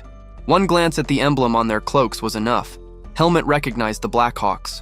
Helmut stepped forward. He would talk to them. Cian asked what he planned to do. Helmut recalled that the Blackhawks were mercenaries who killed their targets for a price. Not long ago, he had defeated members of that faction. He had hoped he wouldn't have to deal with them after enrolling at the academy. But this was a chance to gather information. One thug asked the captain what to do. They couldn't leave witnesses. They'd kill all 3, starting with the swordsman.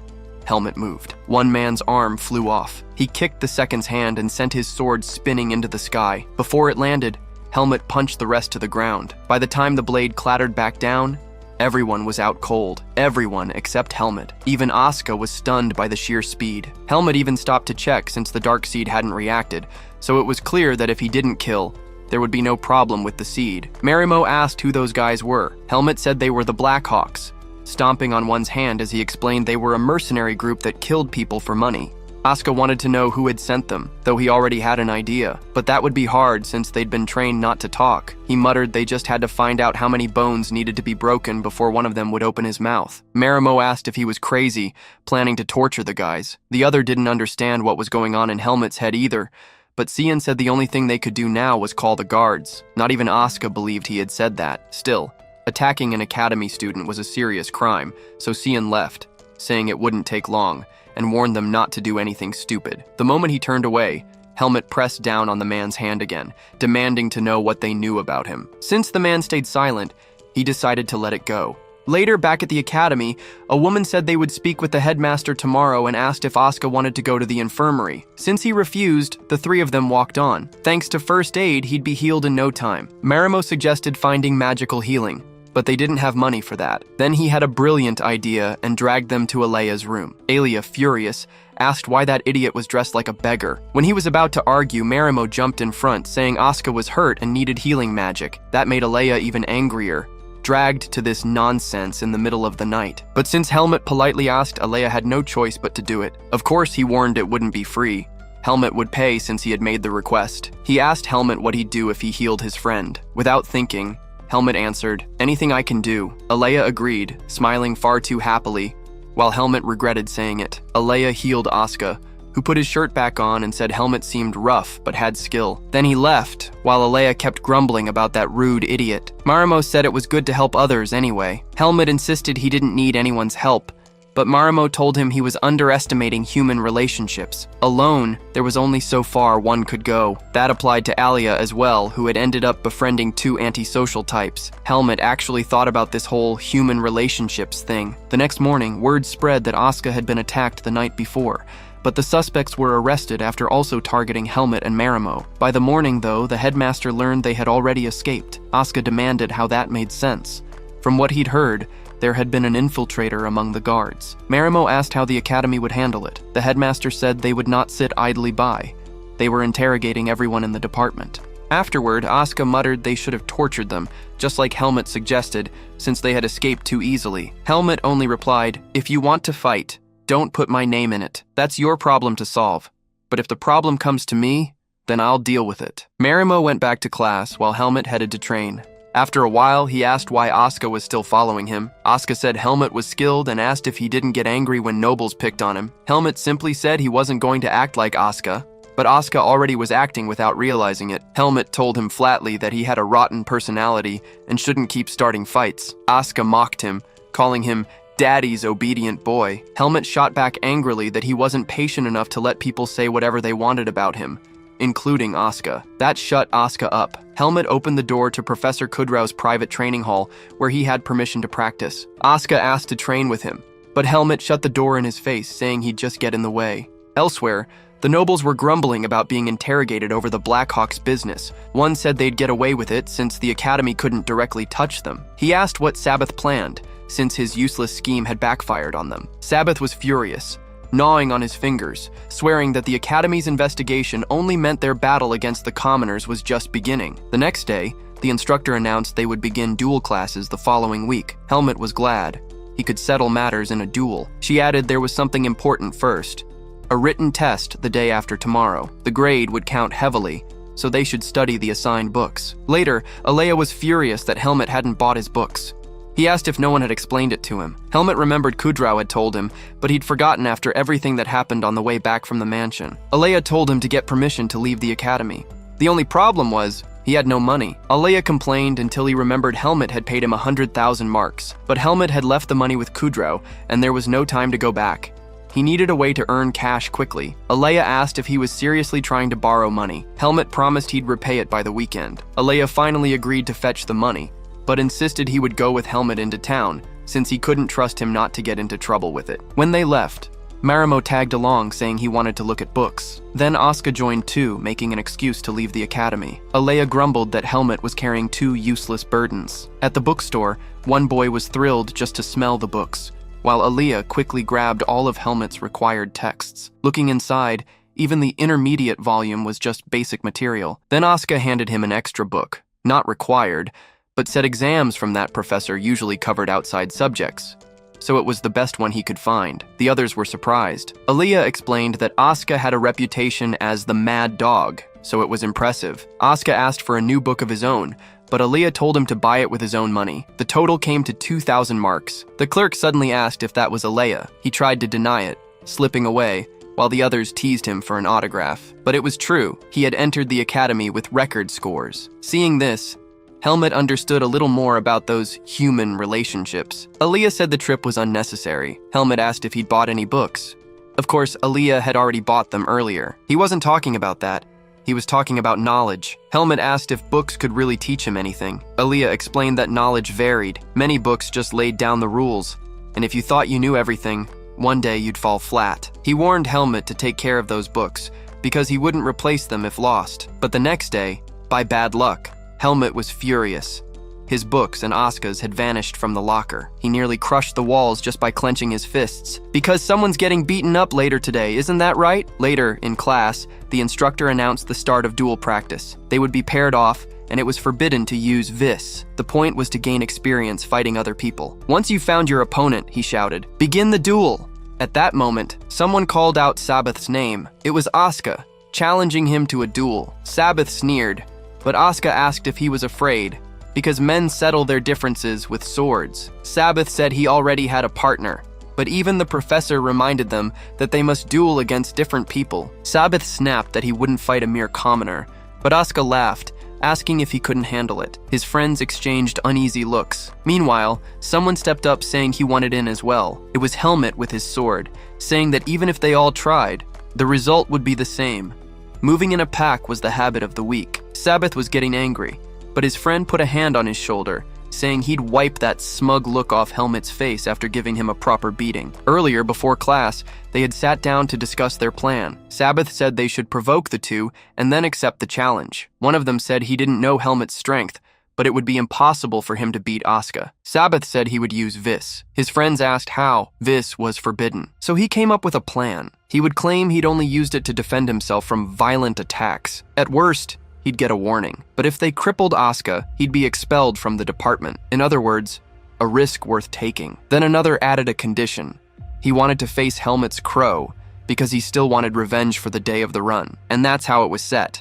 They could barely wait for the day of battle. When the day came, Asuka and Sabbath stood face to face. Sabbath grinned, saying he'd put that commoner in his place. But in the middle of the fight, everyone stopped to watch. Sabbath himself was sweating.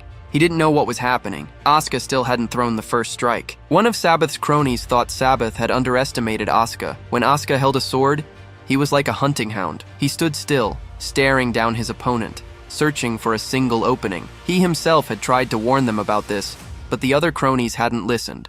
Sabbath snorted, and Asuka moved, blindingly fast, straight at him. Sabbath's mind raced. Right side, he'll attack from the right. He raised his sword to block, only for Asuka's blade to be coming right down the center of the noble's skull. Asuka dropped Sabbath flat on his back. No one wanted to look. Sabbath was crushed. Asuka said he'd never get tired of pounding nobles into the dirt. Sabbath tried to stand, but his shoulder wouldn't respond. Even with one arm out of commission, he got up, thinking to play his vis card. In the same second, Asuka slashed his back and sent him flying. After that, Sabbath could do nothing. He just took the blows while trying to say he surrendered.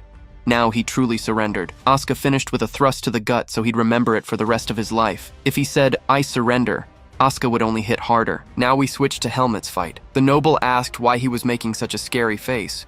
Was he worried about his friends? Helmet just stood there and said he was worried about him. Before dessert, we cut back to Sabbath, taking another beating and dropping like a rag doll. He looked around, but everyone stared with contempt. He grabbed his sword and said he wouldn't let it end like this. Right then, he used vis to finish it quickly. But as he lunged, Asuka simply turned, flipped, and cut him from every angle. Since Sabbath had already broken the rules, no one would care if Asuka broke them too. When Asuka raised his blade for the final blow, everyone gaped as the instructor stepped in to stop the fight. He said the duel was canceled and ordered both to his office. Asuka protested that Sabbath had broken the rules and that if he hadn't dodged, he would have been badly hurt. The instructor replied that failing to respect your opponent was also against the rules and asked why the professor was shielding a brat like Sabbath. He ordered Sabbath carried to the infirmary. Another student ran up, asking if the instructor could stop those two as well. But before their duel, we flashed back to the previous day. Sabbath's two lackeys said Asuka wouldn't fall as easily as he thought. Another said, "Just look around." Sabbath was already done. Even without evidence, everyone knew he'd orchestrated that thing in town. They might as well forget about Sabbath. This stained a noble's honor. In that moment, Helmet was downright terrifying. One strike, and the noble's sword snapped in half. In the same instant, Helmet's expression didn't even change as he struck the boy square in the throat, dropping him and stealing his breath. Helmet crouched over him, cold as ice, and asked if he thought being a noble would protect him outside the academy, because Helmet could snap his neck whenever he pleased. The noble began to cry before this monster. When Helmet stepped on his hand, the seed reacted. He grabbed the noble and hurled him upward. The instructor came running, shouting that the duel was canceled. But the look Helmet gave him was so murderous, the instructor's knees trembled. He stood there, speechless. Helmet finally stopped and dumped the punk on the floor. The instructor ordered Aaron taken to the infirmary and Helmet to his office. The other said what he really wanted was to beat Helmet senseless and told him not to lose this historic duel. So before the fight, Helmet asked if he was the one who messed with his locker. The noble scoffed. Who else would it be? Thinking Helmet was full of openings. He lunged, aiming at Helmet's legs. There, he said he would give both of them a chance to apologize if they had anything to say. Since neither spoke, he said he'd expected as much from Asuka, but not from Helmet. Helmet, calm, replied that he hadn't broken any rules. But before coming there, the instructor had stopped by the infirmary and seen that Aaron's throat was torn and all the fingers in his hand were broken. If they had been any later, he might never have spoken again, and he probably would never hold a sword. Asuka shouted that they'd hired the Blackhawks to kill them, so it would be best if those nobles never held swords again. The instructor smacked him on the head, asking if they realized they had gone too far. Helmet said he didn't understand why they were blaming them.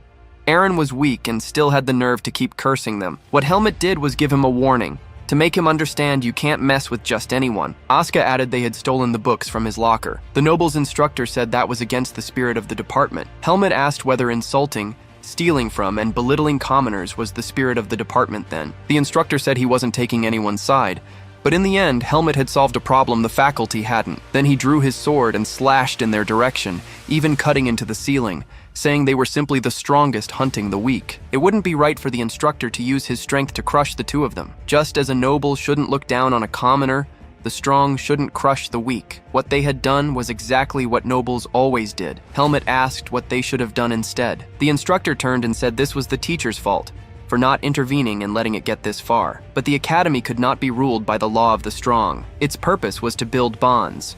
Nobles and commoners, strong and weak, all equal. He said both were excellent students, but they were now forbidden to duel other students, only each other. That perked Asuka up. The instructor handed them a document, because the punishment wouldn't end there. They wouldn't leave until they wrote 50 apology letters. That night fell, and Asuka's hand was red and blistered. He couldn't bear to write another line. He stormed out, cursing the instructor, while Helmet thought he didn't regret it, but he had made a mistake. He had lost control of the seed for a second. Asuka turned and asked if Helmet's hand hurt too.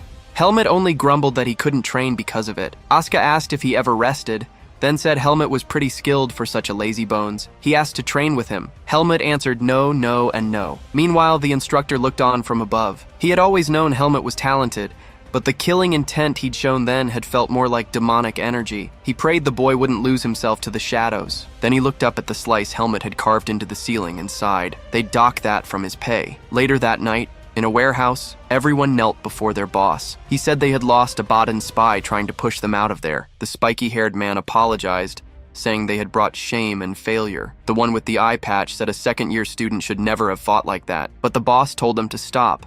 He hadn't called them there to scold them.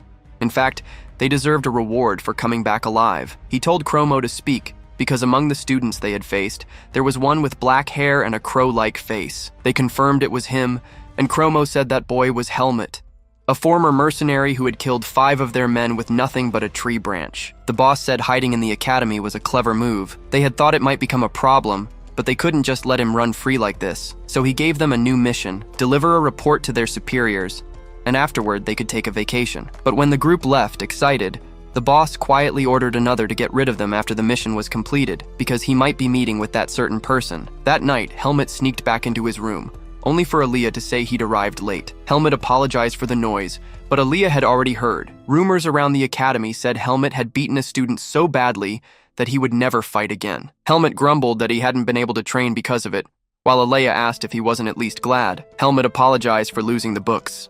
At that, Aaliyah pulled back the curtain angrily, asking if he hadn't understood what he'd said before. He hadn't told him that expecting his books to be stolen, so it wasn't his fault. Helmet only thanked him, while Aaliyah shut the curtain again, cheeks red. The next day, Helmet went to lift weights, but his training hall was being cleaned, so he had to use the shared one.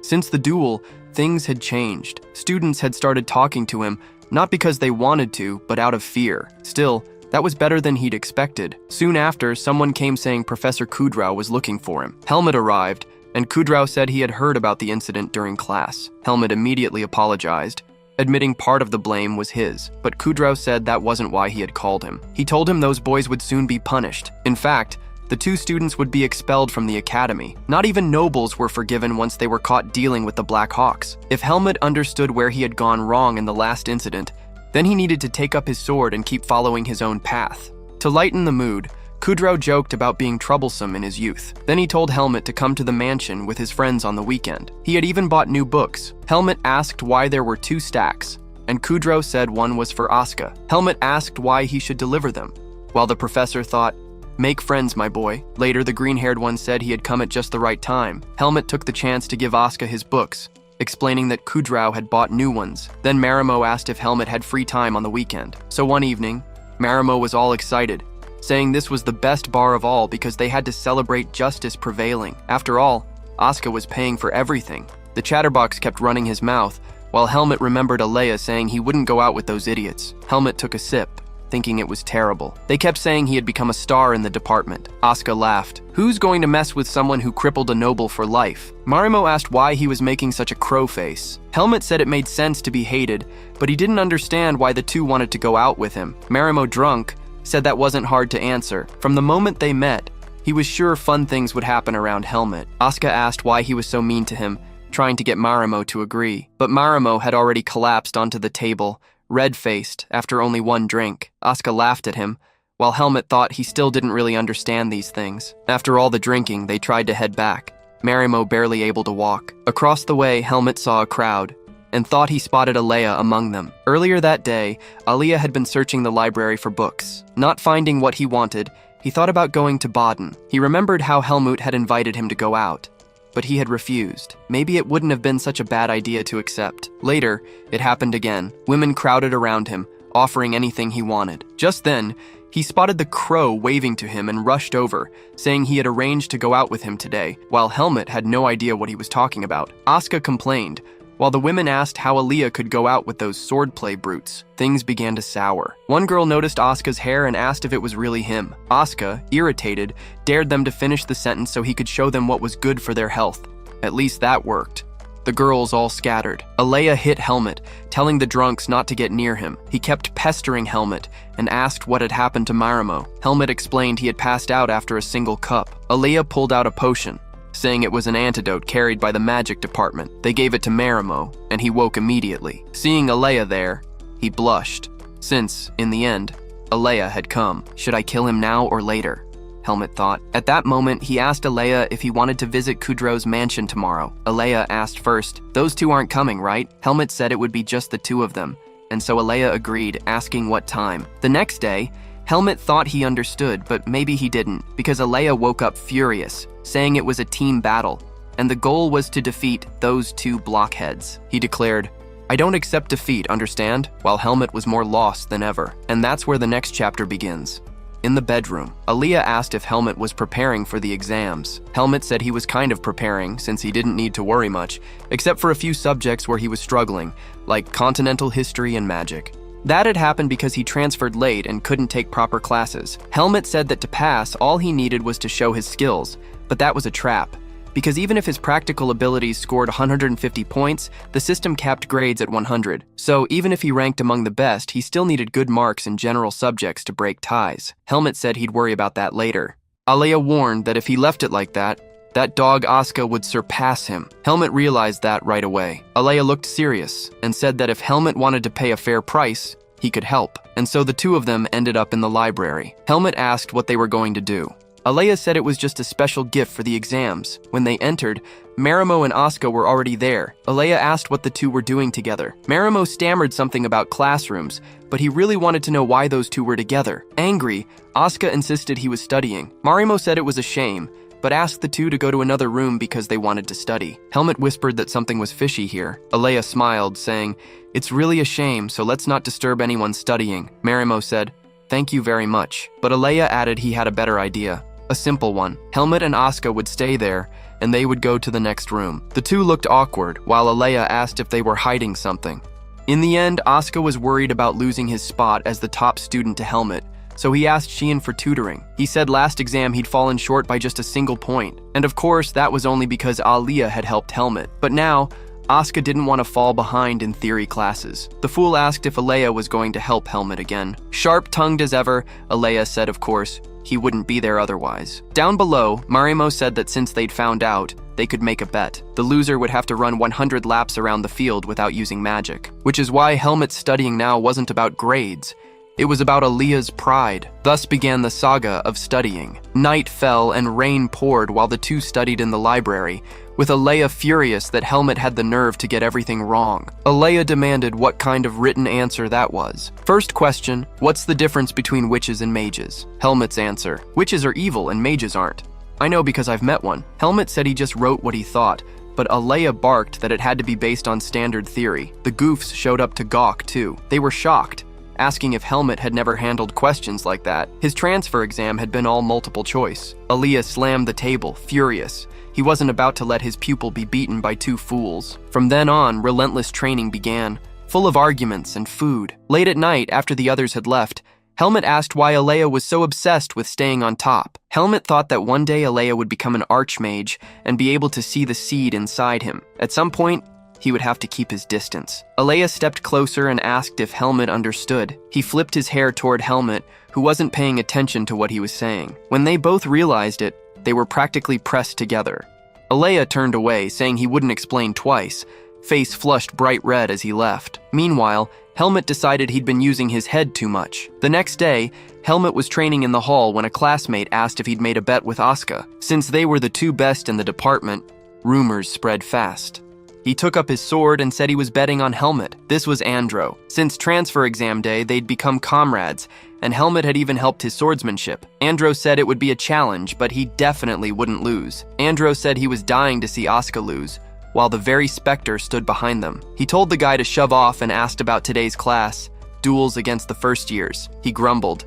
He'd wanted to fight Helmut. Andro said this year had a lot of talent. There was even a very strong girl in the sword department, skilled with a blade and very beautiful. Helmut pondered as the girl sheathed her sword. Soon all the students gathered, and Andro pointed out the freshman he'd mentioned. She flicked her hair and looked like the female version of Helmut. The guys said she oozed nobility. People noticed the resemblance right away and glanced at Helmut, whispering that they might be related, even if Helmut knew nothing about it. Among the freshmen, they looked down their noses, refusing to call commoners upperclassmen, snickering that they were adorable. Asuka snapped at them to shut up unless they wanted to meet the dog. After that, the instructor announced duels between first and second years. She began calling names. First up, Charlotte. Everyone buzzed with excitement as Helmut thought about speaking to her, but his opponent turned out to be Asuka. Second years groaned. Of all people, it had to be him. He complained to the instructor, but the matchups were based on ability. There was no choice. They headed to the field. Charlotte told him not to hold back just because she was a woman. She added that Helmut would be dueling Joffrey, the giant-looking guy. Just from his presence, he clearly wouldn't lose easily to a second year. The instructor started the first bout. Asuka thought her stance was better than expected. He asked why she joined the department. Obviously to get stronger, she said, and wasn't in the mood to chat. Asuka lunged and sliced, sending her skidding back. Everyone gaped as her hands trembled. She'd heard the rumors, so this would be a valuable lesson. He teased that he was just warming up. When she set herself to get serious, the fight intensified. He noticed she could block. She clearly knew how to use a sword. He rushed in, aiming at her neck, but she slipped back at the last second. He pressed, blades crossing, asking if she was trying to force a draw. He knocked her away, saying he hated the arrogant and those who didn't respect themselves. And was your confidence at the start that fake? If you're not willing, get out of the sword department. She shouted that she didn't care about class. She only wanted to learn. Thanks to him, she realized her vision had been narrow. Then she called him to come again. Asuka went all in. They traded cuts, and he nearly took one to the face. They kept at it around the arena, one attacking, the other defending. When she thought she'd caught him, Asuka was already above her, telling her to relax her shoulders. This would hurt. He came down beside her, blade at the ready, saying it was a shame her opponent was him. The instructor declared Asuka the winner. In the end, he said she'd surprised him once she changed her posture, while the girl groaned, "Help! You're too heavy." He got off, and she thanked him for the advice. The jealous ones in back called him a pervert. As she left, she glanced at Helmut, and he looked back. Outside the arena, the big guy growled how she dared lose to a commoner. Charlotte fired back, telling him to change that thinking or end up flat on the ground. In that moment, he stood face to face with Helmut. Before the duel, Helmut remembered a talk with Andro, who'd asked what he'd do if he met a much stronger opponent. The big guy eyed him, thinking this must be the rumored commoner, but he didn't look like much. It was the same gaze people gave their inferiors. The instructor called from behind, telling Helmut to go easy. Everyone remembered what happened in his last duel. The match began. The big guy charged instantly. Helmut blocked, but another strike came from the other side. He had to leap, blades colliding. The guy boasted he'd have shattered Helmet's sword if he hadn't dodged, but Helmet, crow-faced, was calm. He'd fought far stronger opponents. The battle continued. He slipped past everything, because no matter how strong your attack is, it means nothing if it doesn't land. Spectators muttered the fight was boring. The big guy called Helmet a mere commoner and said there was a gap he'd never overcome. Helmet thought it was the dumbest provocation he'd ever heard. Then the guy sneered that Helmet's teacher must have been awful. That was the last straw. Helmet's face hardened. The instructor told them to focus, but Helmet exhaled and said that from here on, it wouldn't be easy. He sprang forward and slashed the man's leg. In the same beat, he came around from behind. The big guy leapt, but Helmet still landed the blow. The arrogant one shouted that the attacks were weak, only to find himself on his knees.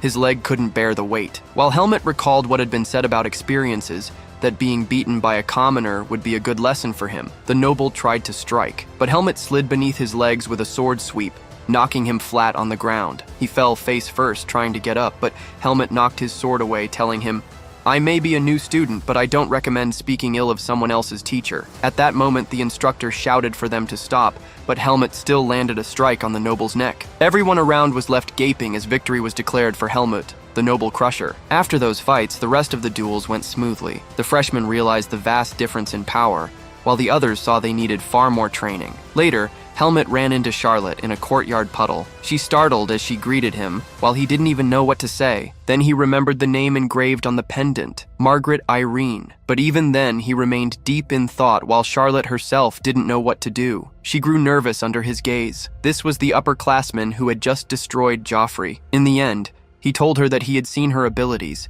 and that she certainly had a bright future ahead. He asked if she knew his name, but there wasn't a soul in the department who didn't know their rising legend. She said she wanted to fight him someday, and since he agreed, she thanked him, saying she would look forward to it. At that moment, Asuka appeared, asking if they knew each other. They explained it was just a chance encounter, and Charlotte left, saying it had been a pleasure. Asuka then asked if he was hitting on the freshman, but Helmet just replied that he wasn't a womanizer like him. Later that night, Helmet wondered if he was disturbing Aaliyah. Aaliyah, perched on the window ledge, said no, but after all those years spent with Darian, he couldn't shake a sense of danger. Aaliyah closed his book and said he wanted to ask something. He had heard that a first-year girl had invited Helmet on a date, and he wanted to know if it was true. Seeing Helmet's reaction confirmed it, though Helmet insisted it wasn't, explaining that she only wanted to spar with him in the next class. He added that he would never lie to Aaliyah.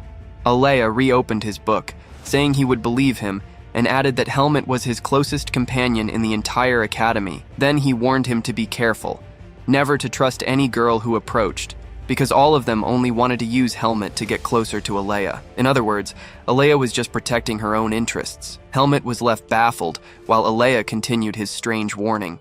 Helmet said he understood, asking if he wanted him to stay away from Charlotte. Aaliyah, flustered, shouted that wasn't it, but the crow-faced Helmet calmly said that if Aaliyah truly suspected Charlotte, he would keep his distance. Aaliyah blushed, turning away, saying he only meant for Helmet to stay alert. The next day in the library, everyone sat in tense silence, staring at Aaliyah. Finally, he announced that Helmet had at last given a proper answer. Everyone leapt with joy, relieved he had survived the hellish lessons. Still, Aaliyah snapped that the answer wasn't perfect, so there was no reason to celebrate.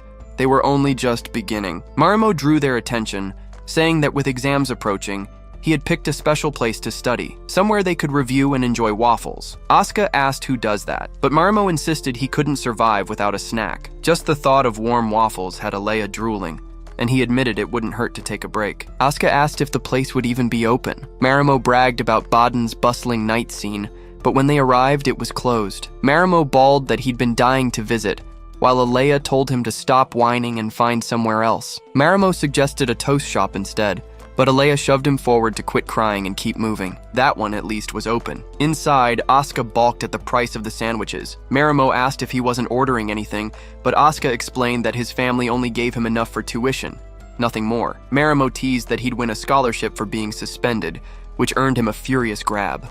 Aaliyah lectured that a mage should always be aware of everything, so as not to ruin things. Marimo complained that Aaliyah was far too sensitive to spiritual magic. By then, Helmut had already chosen his meal. When the food arrived, his sandwich was enormous, shocking everyone. Even Asuka laughed, asking if he planned to take it home. Actually, it was a specialty challenge sandwich reserved for sword department students. Just then, Charlotte and Joffrey appeared, saying it was quite the coincidence. At least now, the strong guy showed Helmut some respect. Charlotte explained they came because of the sword department's sandwich challenge. Joffrey had challenged her. Asuka asked if he wasn't ashamed of challenging a girl, while Charlotte demanded if he was underestimating her. Marimo tried to steal a bite of Helmut's sandwich, but Helmut slapped his hand away, declaring he would also join the challenge. Charlotte smiled, saying it must be fate to meet again here. Aaliyah stood, asking if he had seen her somewhere before, while his friends didn't understand a thing. The next day at the academy, Helmut dueled Charlotte under the professor's watchful eyes.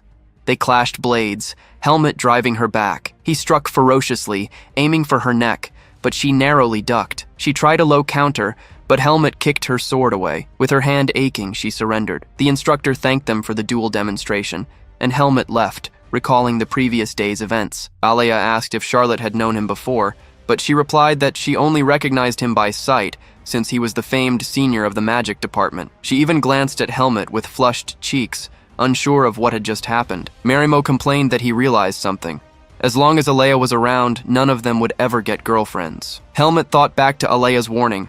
Judging by her reaction, maybe he had been right. So he decided it was best to pull back a little and focus on getting stronger, strong enough that no one could cause problems for him. Later, Asuka sprawled in a chair, muttering that he only had to make it through half a semester without suspension. Helmut startled him, asking if he really thought he could manage. Asuka said he was just thinking out loud, then asked how the duel went. If it had taken long, it must have been tough. Helmut admitted it ended far too quickly. He only stretched it out because the professors told him not to finish so fast. Still, Asuka muttered that if Helmut didn't want to disappoint Aaliyah, he'd better prepare for the written exam. Right then, Aaliyah appeared, agreeing and asking if tomorrow's test was the theory of magic, since they should review together. Asuka asked where Marimo was, probably buried in his books with exams so close. They started arguing again, while Aaliyah ordered Helmut not to waste time and get back to studying. Helmut even asked why Aaliyah looked so worried. He thought it wouldn't be so bad to run 100 laps, but Aaliyah said he hated losing bets, so Helmut had better study hard. Aaliyah also scolded Asuka for being a distraction, shooing him out, and so Helmut's studying continued. Then the professor announced the exam. 2 hours, beginning now. Helmut looked at the first question. By accident, you have received the power of darkness. If undoing it would kill you, what would you do in this situation? After the test ended, the halls buzzed as students left. In the library, Aaliyah asked how it went. Helmut said it wasn't too bad. Most of the questions matched what Aaliyah had said. The only special one was about the power of darkness. Aaliyah asked what Helmut had answered. Helmut, with a dark expression, said he would accept the power and live, trying to find a way to control it. Aaliyah replied that it wasn't a bad answer. At least the professor wouldn't think so. Then he asked what Aaliyah himself would have written. Aaliyah said he would have gone to the temple in search of answers, but in the end, his response would have been similar to Helmut's, even if it meant becoming an enemy of the temple in the process. Because the Lumen Temple is always blocking the forces of darkness, if he revealed his powers, he would be hunted. So he told Helmut not to mention this to other people, because it could be dangerous. And he thought to himself, this is the same situation he lives in. Later, it was grade announcement day. At the academy, grades are posted on the bulletin board in the central plaza, making students compete for the top scores. Helmut was there in the crowd, looking at the board. In the magic department, there was no surprise. Aaliyah in first, Marimo in second. Then he looked to the side and saw him, defeated, saying it was impossible. He asked what on earth Aaliyah had done this time, because even though spiritual theory was a new subject, he got a perfect score. But for Aaliyah, 3 months is more than enough to master a subject. While he stood there crushed, the girls flocked around Aaliyah. Next, they went to see the winner of the sword department. In fact, Helmut had beaten Asuka by a single point. Marimo shouted that it was impossible, while Aaliyah smiled and said that in the end, Helmut had pulled it off. Asuka was mad about losing by 1 point, though losing first place to Helmut was at least somewhat acceptable. Still, he told Helmut not to relax. He'd see him next semester. At that moment, Marimo popped up behind him, calling him a traitor, because now he had to fulfill the bet they'd made. He even pleaded, "Have mercy! If he ran 100 laps, he'd die."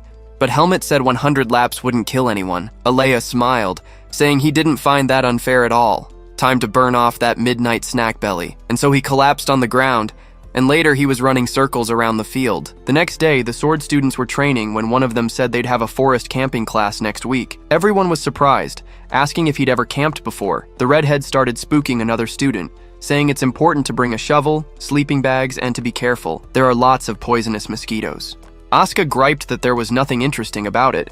He'd slept out on the road plenty of times. But Helmet calmly said they could burn incense and dung to keep mosquitoes away. Then Asuka invited Helmet to go shopping with him over the weekend. When they got to the city, doubt set in. He no longer knew what else they needed to buy, and Marimo had followed them again. Helmet asked if he had recovered from the lapse, and Marimo, suspicious, said, "Recovery magic works miracles." But that day, Helmet realized he'd used some spell to make a shadow spirit help with the punishment. Asuka clapped his hands and said first they'd get something to repel insects. Up front, they checked incense candles.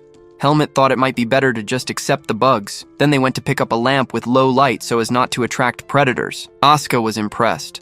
Helmet thought of everything. He asked if it might fall in the middle of the night and start a fire, while Marimo said they could bring a fire scroll. Asuka asked if someone couldn't die because of that. In the end, he still tried to convince them to buy it. Helmet himself thought this felt more like prepping for a picnic. Helmet stepped away to look around. He left thinking he wasn't thrilled about the idea of camping, and the Black Falcons probably wouldn't attack at an academy site full of instructors. Ahead, he saw someone spinning something on a stick and shouted that this was Baden's most talked about dessert. People gathered to buy it, while Helmet thought it looked like a cloud. The person who bought one turned and asked if it wasn't amazing, and spoke to Helmet because they were in the same magic theory class. He wondered who this weirdo was, and she introduced herself as Teresa, a third-year student in the magic department. He remembered Alea's warning not to trust women, so he immediately said he was already with someone. Teresa insisted, but he turned away and said if she was so interested in Alea, she should go talk to him. She said to relax. She was interested in him. Just then, Alea appeared and asked what Helmet was doing there. Teresa said it was a coincidence to meet him. Alea flicked his hair and the girl flushed at a loss for words, so Alea hauled Helmet away. Then he said, "I warned you," telling him not to listen to girls' chatter and to be firmer in his decisions. Farther on, Alea asked where Asuka and Marimo were. Time to regroup. Helmet walked on, wondering if Alea liked or hated being pestered. Ahead, they found the two clowns, and Alea was disappointed with all of it. After that, Asuka said he was prepared so camping wouldn't be a problem, while Marimo asked if they hadn't spent too much money. At that moment, Helmet suddenly turned. He sensed a presence approaching. He kept walking as a masked shadow appeared in the dark, because his peaceful life at the academy was nearing its end. Now a dark room appeared, a candle melting down. Several hooded figures knelt. One thanked them for their hard work and introduced himself as the branch commander, Anton. He tried to speak, sweating, while the open doorway showed only smoke. Everyone around felt something coursing through their bodies, and a man walked past them all. Up front, he told them to keep talking and not stop to gawk. "Yes," came the answer. He thought this man was one of the faction's finest. Hawk-eyed killer, Fascio, the clown. As he had said before, they were having trouble handling a target, and he handed over the intel. The man looked it over. A rank 2 mercenary with the Pace group and also a second year at Greta Academy. He even questioned whether the academy would teach that boy anything. The commander said he was at a level where he didn't need to enter the academy. He probably enrolled to hide. He added that the boy was sponsored by Ethan Kudrow, a noble. The clown asked if they'd discovered anything about his past. Unfortunately, nothing. The only info they had was that he joined the Pace mercenaries during a mission and started working with them. The clown said, "We don't know when he was born, who his master was, or even who he is. This is the first time I've seen someone so mysterious." Anton asked if they might have tangled with the wrong person, but the man stabbed the paper with his finger and said, "There's no one the Black Falcons can't reach. Dead men vanish as if they never existed." He said they could leave it to him. He'd take care of the boy. This time he would have to put in real effort for the hunt. Afterward, the sky shone and horses stirred at the academy. Someone grabbed a bottle, saying it was a 32-year Marinée, a hard-to-find drink. He said he'd take it to share with the instructors, while a student pleaded, "Please, I saved up so much to bring one of those." But he said field classes aren't picnics. They had warned them. A student complained, telling him to look at that other guy. In back, Asuka said he was bringing only the essentials. The instructor scolded him to bring only what he needed. Otherwise, the horse wouldn't handle it. He grumbled, while Helmet watched from afar. He thought, it's a Monday morning, and today the academy's camping classes begin. Time passed as students rode over the mountains. Helmet thought it had been a while since he'd left Baden. Fresh air was indeed good. Asuka said that thanks to his noble sponsor, he'd gotten a good horse, and asked what breed it was. Helmet didn't know, and said Asuka's horse looked good too. Asuka gave up on that and asked the horse's name. Helmet wondered, do horses need names? Asuka called him Heartless. He said swordsmen and horses are partners who'll be together.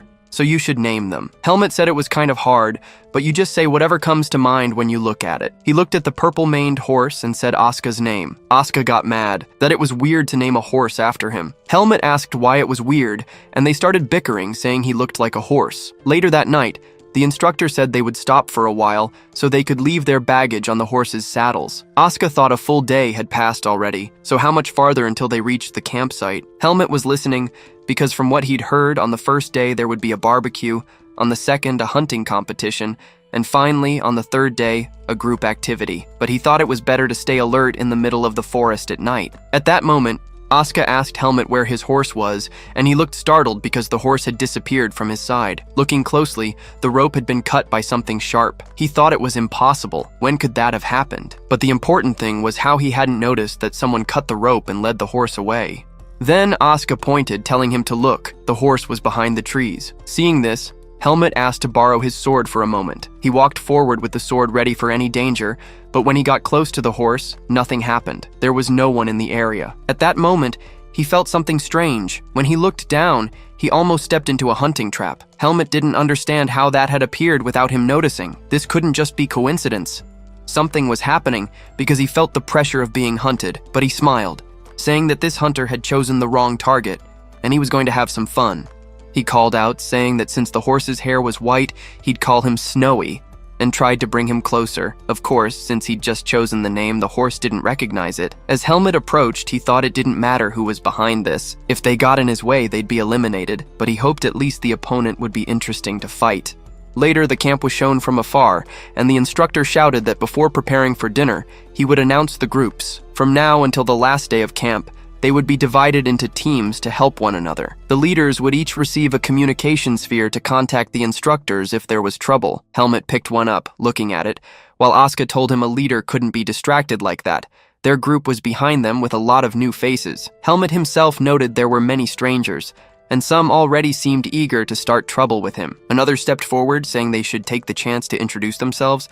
He started by saying his name was Andro. On the other side were Mitchell, Basil, Wesley, and Dino. Helmet asked, "And the red-haired one?" He grumbled that his name was James, and that they'd met before. Helmet replied mysteriously that yes, he remembered. After that, Helmet told them to prepare dinner first, because he needed to talk to the instructor. Asuka asked what it was, and he explained. When he went to get his horse, he had found a hunting trap. He said such traps were forbidden in this area, so he'd report it. Since that was the case, Asuka said he'd go along, while the others glared, thinking he was just trying to avoid dinner duty.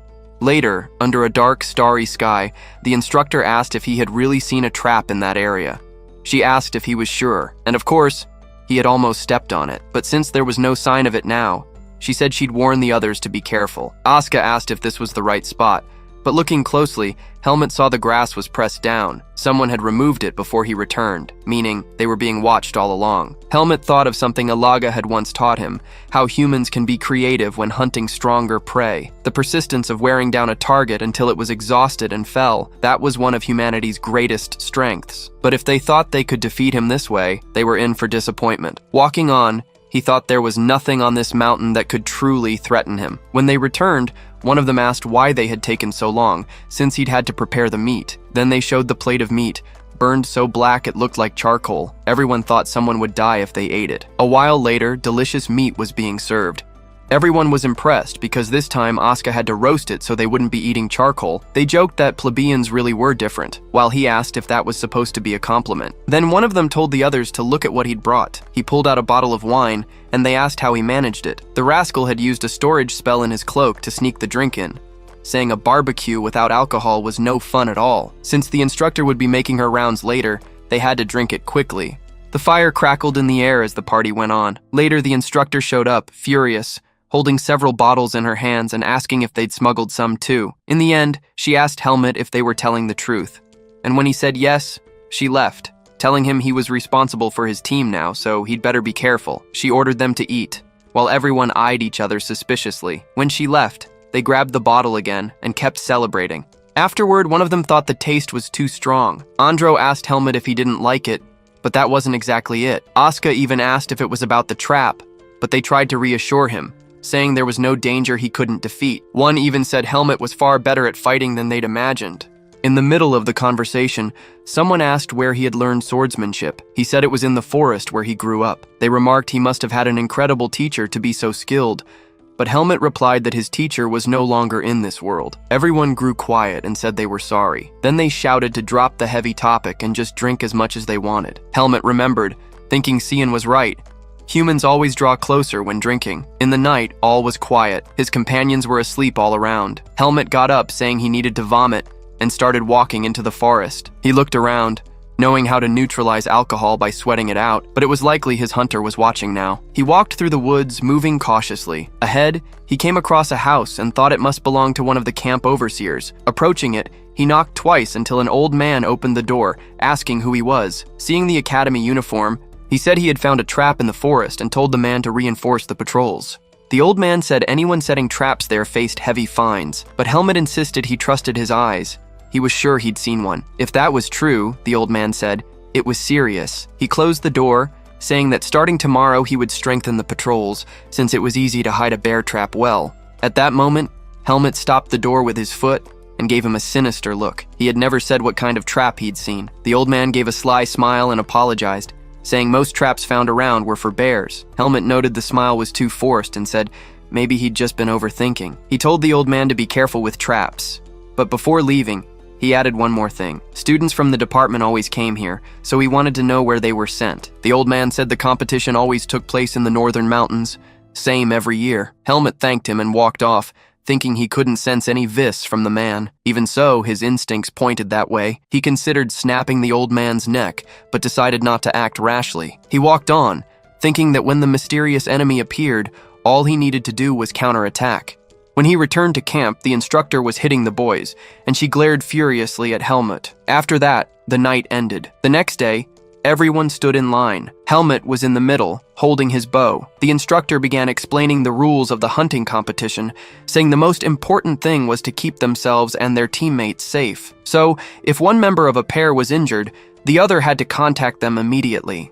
After the explanation, they were given a bow, arrows, a map, and provisions. Even though they would move in pairs, the ranking would be based on individual hunting results. One student asked if catching more animals meant winning. The instructor told the smart guys who wanted to kill a dozen rabbits that the ranking depended on the type of animal hunted. A fox was worth more than a rabbit, and a bear was worth more than a fox. With no further questions, the hunt began. Asuka said that at least they'd walk away with a win, since his partner would be Helmut. The other students asked if Asuka had no shame, since the two of them were the best in the department, but the instructor said they were free to choose their pairs, and Asuka walked off laughing at the other boys. Later, under the strong sun, Asuka said that if they joined forces, they'd be unstoppable in the department. In other words, they could take both the first and second place prizes. But Helmut wasn't paying attention. He was wondering if the hunter would show up. Behind him, Asuka asked if Helmut knew any good spots to hunt. At that moment, Helmut had an idea. If he let Asuka hunt first, he could make him return to camp alone, leaving Helmut free to do his work, so Helmut told him to follow. Up high, a large waterfall crashed onto the rocks. Helmut and Asuka appeared in the bushes. Helmut said animals tended to gather near rivers. Asuka asked if they'd have to stay all day, but if they kept moving, the animals would flee constantly. So Helmut concluded that hunting required patience until an opportunity appeared. He added that at night, he'd seen claw marks on the trees, indicating a large animal. Just then, they spotted a bear ahead, catching a fish. Asuka suggested they count to 3 and loose their shots together. They knocked their arrows. Helmut thought that if he killed animals, his seed might react, so he eased off his strength. They fired and hit the bear. As the animal ran, Asuka sprinted alongside, loosing more arrows. Ahead, he infused an arrow with vis and dropped the bear to the ground in a single hit, celebrating the hunt. Meanwhile, a heavy crashing came from the forest. Helmut frowned and immediately started running, saying that wasn't an animal. He went ahead to see what was happening, springing from side to side until he reached the top. From there, he saw one student injured and the other shaking with fear, unable to use the help crystal. Helmut dropped down, startling him. The student asked how he'd gotten there, but Helmut could see his partner had fallen into one of the traps he'd seen in the forest. The other begged for help, but Helmut said that if they pulled him out, he'd bleed a lot. Helmut went deeper into the forest and gathered some herbs from the ground. He bit one. From the taste, it seemed the right plant. He picked up a few stones and hurried back. He washed the stones and began grinding them together with the plant between. The boy watched, baffled, while Helmut asked if they were friends. He said yes. Helmet tore a strip from his shirt, making the boy gasp, then removed the trap, took an arrow from his quiver, and told him to hold Basor. He infused vis and struck the trap with the arrow, managing to break it while Basor trembled in pain. Helmet took the mashed plant from the stone and spread it over the wound where the trap had caught, explaining that this herb helps staunch bleeding. Then he told the boy to alert the instructors immediately. Helmet thought the one behind this was still just toying with them because the trap hadn't been properly set. In other words, the trap hadn't been meant for him. Then he turned, remembering he'd left Asuka alone, but Asuka appeared right behind, complaining that Helmet had forgotten the rule about always moving in pairs. Helmet exhaled in relief as Asuka asked what had happened. The other student finally managed to contact an instructor. He said Helmet was incredible. He hadn't known what to do in a situation like that. He bowed, thanking him for saving his friend. Helmet told him to keep an eye on the wound. It would be trouble if it got infected, while thinking that this was the first time he'd received a thank you at the academy. Later, the boy's leg was healed, and the old instructor said the first aid had been excellent, and Helmet deserved praise. The professor said, "Good work," and that since there really had been a trap, she would have to notify administration. She asked Wesley if he knew how it had happened. He pointed, saying he'd seen something and started running, but didn't know exactly what had happened since he'd been up ahead. So now they would take Basor to the central tent. She told Helmet and Asuka they could return to hunting, while the show-off bragged that he'd already taken down one of the big ones. She didn't react, even when he said she didn't need to be surprised. Helmet told him he could take the bear and head back to the main tent. He'd be along soon. Asuka asked if he was sure, but Helmet said he didn't fall for traps, and if they left a bear lying around, someone would snatch it and carry it off. So Asuka went on ahead and told him to be careful. Helmet ran on, thinking this was his chance. His hunter must be watching from somewhere. He used vis to probe for their position until he sensed something in his direction. He slashed and dropped to the ground, then looked up. A wire was strung between the trees. He grabbed the hanging wire. It was iron. If someone ran into that, it would be dangerous. Farther on, he found a deer tangled in the wires. That must be why Basor had started running. He raised his bow. He'd be taking this animal. Later, they showed the camp and all the game that had been taken, including Asuka's bear. Everyone stared, impressed. Someone said Helmet had gotten it, but Asuka shouted that Helmet had brought something else. The instructor asked if it was a deer, saying the meat was delicious. Then he congratulated them, saying they'd worked hard. He announced the prizes. 5th place would receive 10 meal vouchers. 4th place would get a quality ink and quill set. 3rd would get a bookstore voucher. 2nd place would get permission to use a private training room, and the grand winner would receive all of the above. Asuka came up saying he didn't need the quill set, and asking if anyone wanted it. The instructor continued announcing the rankings. That night, the bonfire blazed. One of the boys remarked that the private training room was an awesome reward and told Asuka not to pout about 2nd place. He yelled back, complaining that he'd brought down a bear, but 1st place had gone to someone who caught a rare fox. Helmet consoled him, saying at least he had a training room. In the end, Helmet placed 5th and got the meal vouchers. He said that thanks to Asuka, he'd be trying bear meat. They chatted, and someone said only the 3 of them were left because the other 2 had to return to the academy. Wesley, who'd carried Basor, got hurt when he fell off a collapsed bridge. Mitchell injured his leg after falling into a trap and had to be rushed back, so only 5 people remained in the group. Helmet thought it couldn't be mere coincidence and wondered whether to tell the others the truth. Asuka said those students would sleep all night in a soft bed while they had to sleep on the ground. They talked, and Helmet decided to say nothing to avoid making them more nervous, since the group activities would start early the next morning. The next day, they marched in files. Someone pointed to the area on the map and asked how long it would take to reach it. Helmet simply tugged his horse and told them to get moving. Later, the sun was setting, and one of them asked Helmet to check what was ahead. They went down and saw a small stream in front. That would be great. There was water, and they could make a fire nearby. Helmet went down and examined the water. From the look of it, nothing seemed wrong. While Asuka asked if he was thirsty, the others talked about unloading their packs quickly. Their backs ached from walking all day. Night fell, and they all sat around the fire. Helmet noticed everyone looked dejected and wondered if it was because the other 3 had had to go back. He stood up and said he'd fetch firewood. Asuka went along to help since the group was a bit down. The forest was already dark, and they picked up fallen sticks. Asuka asked if it was enough, but Helmet said the sticks were wet and couldn't be used.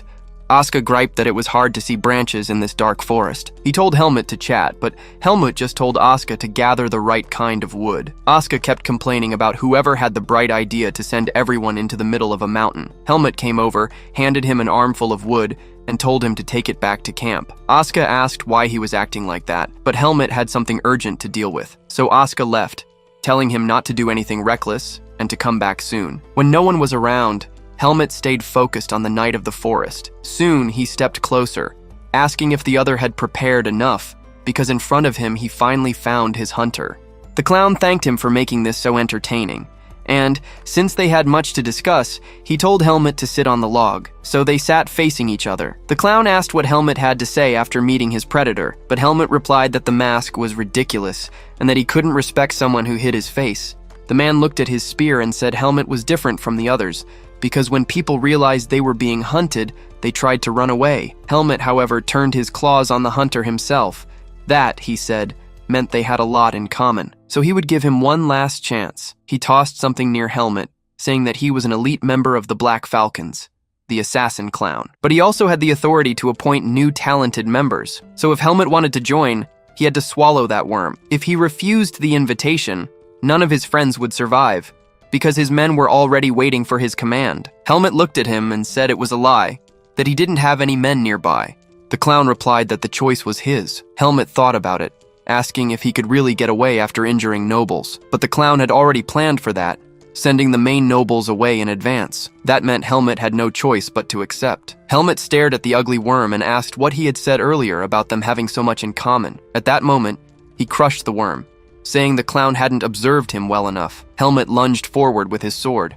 The clown did something, and suddenly several iron wires appeared in Helmut's path. He slashed through them all, charging straight at the clown, saying he only needed to get rid of him to solve this problem. He cut with all his strength, but then sensed something strange. That aura passed behind him, saying he had wasted his chance and would not leave the forest alive. The next moment, the clown disappeared. Back at camp, the others heard a strange noise and wondered if it was a landslide. One of them asked where Helmut was, but Asuka said he had a stomachache. Then one came back with hay in his hands, asking if someone had tied the horses in another spot. Wesley said no one had touched them, but the problem was the horses were gone. They went to check, and only the ropes were left. While they were looking, a noise came from the forest, scaring everyone. They turned in fear, but it was only Helmut finally returning. They complained, telling him to check this out. The horses had vanished. Helmut thought it was better not to hide the whole truth, so he told them all to gather. Later, by the fire, everyone was nervous. One of them summarized, "The Black Falcons wanted revenge on Helmut and had sent an assassin to wipe them all out." The boys trembled with fear, and one complained that he had never done anything to the Black Falcons. Asuka slapped him on the head, saying nobody was going to die. They wondered if Sabbath was behind it, but that wasn't the case. Helmut explained that before he joined the academy, he had sent several Black Falcons straight to their graves. That was why they were after him, because back then he had been a rank 3 mercenary. Just hearing that made everyone stare in awe, realizing why he was always ahead in swordsmanship classes. Helmut said it wasn't fair for them to suffer because of him, so he would deal with it alone. One of them asked if it wouldn't be better to alert the instructors and told Asuka to grab the sphere, but when he reached into his pocket, it was gone. Everyone started arguing, furious that he had lost it. Helmut said there must already be traps laid everywhere, so it wasn't smart to head out at night. In the end, he decided he'd leave at dawn, even without the horses. But the assassin wouldn't sit still, so he said if he moved after the others, it would be impossible for the hunter to strike from the rear. That way, he would catch the hunter himself. Since they understood the situation, they all went to bed, preparing for the coming battle. Helmut stayed outside the tent, watching the forest, until 2 of them came out. He asked what they were doing, but they said they were going to take turns keeping watch in pairs. Helmut told them not to do anything foolish, but they said they were swordsmen too and had their pride. They asked if he wasn't going to sleep, but Helmut said he could go 3 days without sleep. James said he must have really scared the hunter if he hadn't shown up yet, but Helmut told him not to let his guard down, because that clown was persistent. At that moment, he told everyone to be quiet. He had heard something from the forest. He told everyone to be quiet. He had heard something from the forest. They all grabbed their swords and moved forward, spotting one of the horses. As soon as they spoke, Helmut turned and ordered them back from the forest, because the clown appeared above them, coming down with his claws and throwing something to the ground that filled the air with smoke. Asuka opened the tent, asking what had happened. James pulled his hair in terror, but Helmut calmed him, saying they had to stay alert. Trembling, James cried out that the clown had taken Dino, but Helmet told him if he didn't want to end up in a coffin, he had better control his emotions. At that moment, the other two came running, asking where Dino was. Helmet thought that Lunatic really knew how to play with someone's mind. James asked what they were going to do, saying they couldn't abandon Dino. One of them asked how they could save him, while another asked if Helmet agreed they should leave Dino behind. But if they all went together, they would be doing exactly what the assassin wanted. He grabbed Helmet by the collar, shouting that this was all his fault, and he wouldn't forgive him if he abandoned Dino. The others told James to calm down, while Helmet said he didn't want to put everyone in a situation where they risked all their lives for one person. The boy wanted to hit him, but the others restrained him so he could cool off. Then Helmet said what he had said wasn't a lie. Andros spoke up, saying he agreed with James that he couldn't run away and leave Dino behind. If they worked together, they could come up with something. Later, as the fire crackled, James came back, apologizing because he had been scared. Helmet sat down, saying he wanted to ask something. Right now, they didn't know where Dino was, and even if they all fought, there was no guarantee they'd return alive. So he asked if they still wanted to stay. James said he had known Dino since childhood and couldn't abandon him. Andros said it was shameful to run, and Asuka said he didn't like running from battles either. So since everyone agreed, they had no time to sleep. They would make a plan to rescue Dino and finish the hunter. The full moon illuminates the dense forest at night. Someone moves quickly through the trees. Then, Helmet lands in a clearing, where someone else is already down. One person is lying on the ground while the other watches from a distance. His eyes carefully scan the surroundings. He confirms that Fascio isn't there and decides he must take Dino back with him. He turns him over and asks if Dino is awake, saying they need to get back to camp. Dino opens his eyes, which are now different. The young man jumps back, moving away from the imminent danger. He realizes it's demonic energy, and that his friend resorted to using it. This energy is described as pure berserker force. If injected into a human body, it clashes with human energy until both are annihilated. The creature now rises before the swordsman. He unsheathes his sword as the creature stares him down. Then the beast lunges forward with a powerful strike. Helmet braces for the impact with his blade. He's dragged backward by the force of the attack. The creature keeps pressing its attack against him. The collision between them shatters the ground around them. He leaps into the air, dodging the creature. Then, he lands at a safe distance, maintaining his combat stance. He concludes that despite the energy, it's just a transformed human and won't be hard to kill. The swordsman suddenly reacts, placing a hand on his chest. His eyes widen at what's happening. He wonders if the seed of darkness is reacting to the demonic energy. The young man turns his gaze back to his opponent. He understands the situation and mentions the seed of darkness. The creature stomps hard on the ground, breaking the rocks, and it charges toward its target. The beast attacks with a flurry of swift blows. Helmet defends and counterattacks amidst the offensive. The two exchange a series of high-speed blows. Then, Dino lurches forward with a punch, but the young man intercepts it with his own fist. Helmet dodges, and the immense stone wall shatters from the force of the collision, and the entire cliff begins to crumble. Helmet charges forward and strikes the creature in the stomach. Then, the young man tells him to stay buried and meditate for a bit, as he'll get him out soon. An avalanche of rocks collapses on the transformed Dino. The swordsman approaches his companion, now trapped in the rubble. He places a hand on his companion's forehead. Then, he begins to extract the energy from Dino's body. The seed of darkness absorbs the demonic energy, which is weaker than the one from the forest of roots.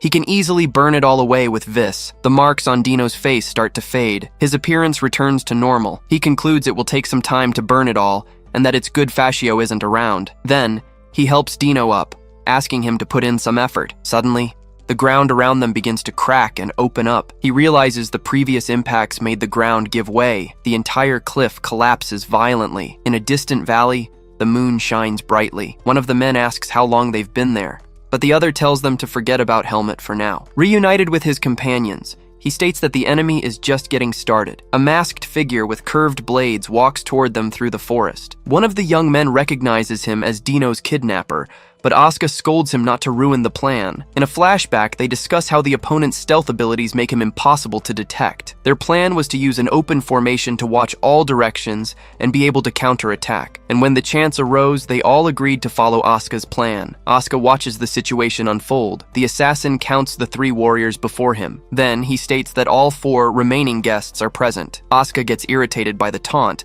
but his companion tells him to pay no mind. The masked man identifies him as Asuka, and the others as Andrew and James. He introduces himself as Fascio and says he's come to hunt them for making the wrong friend, but the assassin admits that killing two nobles is risky, and he doesn't like taking unnecessary risks. Then the assassin raises a finger and says he has a proposal. He points out there's a non-noble among them, and if they help him hunt him down, he'll let the others go. Andrew and James look aside, seeming to consider the offer. The assassin insists it's a good opportunity to get rid of the commoner and promises to keep it a secret. Asuka questions if they're really considering the proposal, telling them not to be fools, but the assassin interrupts, calling out to Asuka. James then raises his head and declares that his mind has never been clearer. With his sword raised, James states that no swordsman would sacrifice a comrade and that the three of them will return alive. The assassin clicks his tongue in disapproval. Fascio crouches, saying it was a mistake to try and talk, and that he'll bury them right there. Asuka warns his companions to stay focused,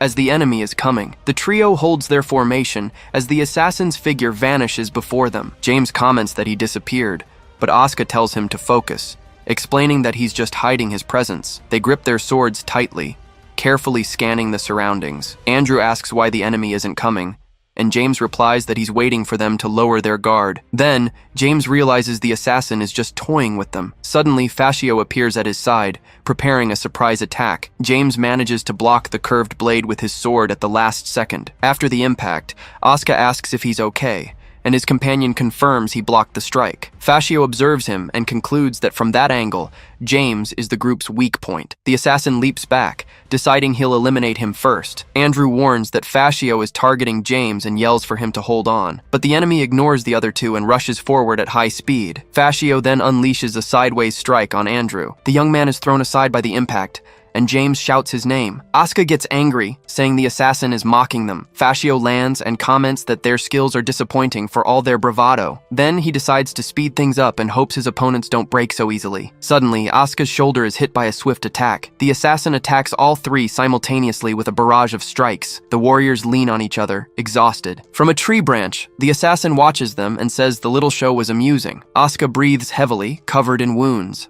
The assassin remarks that he seems to be enjoying himself, but that he'll regret trying to finish this fight. Then Asuka gets up with a smile, proposing they get rid of the other two for a one-on-one fight. He claims he can't show his full potential with two dead weights. Asuka turns to the assassin and proposes they get rid of the other two for a one-on-one fight. Wounded, Andrew calls out his companion's name. The assassin asks if he's asking him to spare the other two, calling it a touching favor. Asuka explains it's more fun this way, as he can't fight properly with them at his back. He then gets annoyed and asks what the enemy knows about his skills. The assassin warns him, saying that if he can't beat him, he'll lose badly to Helmet. The masked man seems to consider the proposal. The assassin admits that, although it's a provocation, he's pleased by it. He agrees to give Asuka time to get rid of his companions. Asuka then turns and orders his friends to retreat immediately. Andrew tells James he needs treatment and that they should leave the fight to their companion. The two boys back away, leaving Asuka alone to face the assassin. He raises his sword and says he's ready for whatever comes. Suddenly, the assassin appears right behind him. Asuka spins around and manages to land a quick blow on the assassin. The assassin reacts to his opponent's unexpected attack. Asuka continues the offensive with a wide, spinning slash. Then, he dodges Fascio's attacks and counterattacks. The boy unleashes another powerful strike with his sword, cutting into his mask. He realizes his opponent's sword style has changed and wonders if his attitude was a reckless gamble. Asuka remembers the instructions to sharpen his nerves and attack the exact moment the swords connect. He recalls a girl who could do it with more precision. Asuka is hit in the shoulder again during the exchange of blows. From a distance, his companions watch the battle unfold. They comment that his fighting style is similar to a first-year girl's. Asuka defends himself from another attack by the masked man. He continues to move quickly across the battlefield. The swordsman breathes heavily, feeling the weight of his wounds. The assassin starts to laugh, and Asuka asks the reason for that creepy laugh. The assassin admits he wasn't bluffing, and that the more cornered he is, the sharper his senses become. The assassin states he'd love to enjoy the fight more, but it's time for the main dish to return. Then he bids Asuka farewell, saying it was fun, and that now he'll let him rest in peace. But the young man challenges him, questioning if he really thinks he can kill him with just words. The assassin strikes him with what seems to be a decisive blow. His companions watch the scene as the assassin reacts to something unexpected. Asuka grabs the blade embedded in his shoulder with his other hand.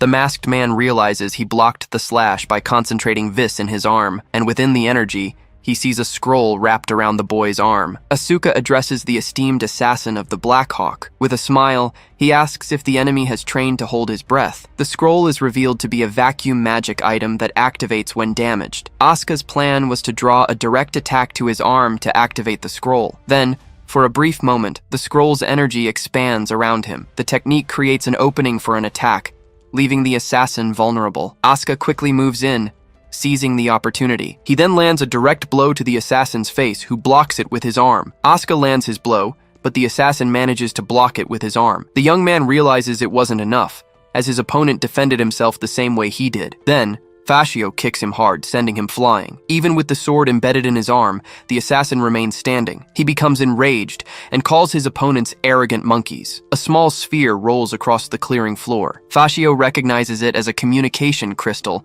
but thought they had lost it. The brooch that was on one of the boys' uniforms was, in fact, the crystal. He then realizes the crystal was in the back pocket of Asuka's vest. The young man quickly picks up the sphere from the ground.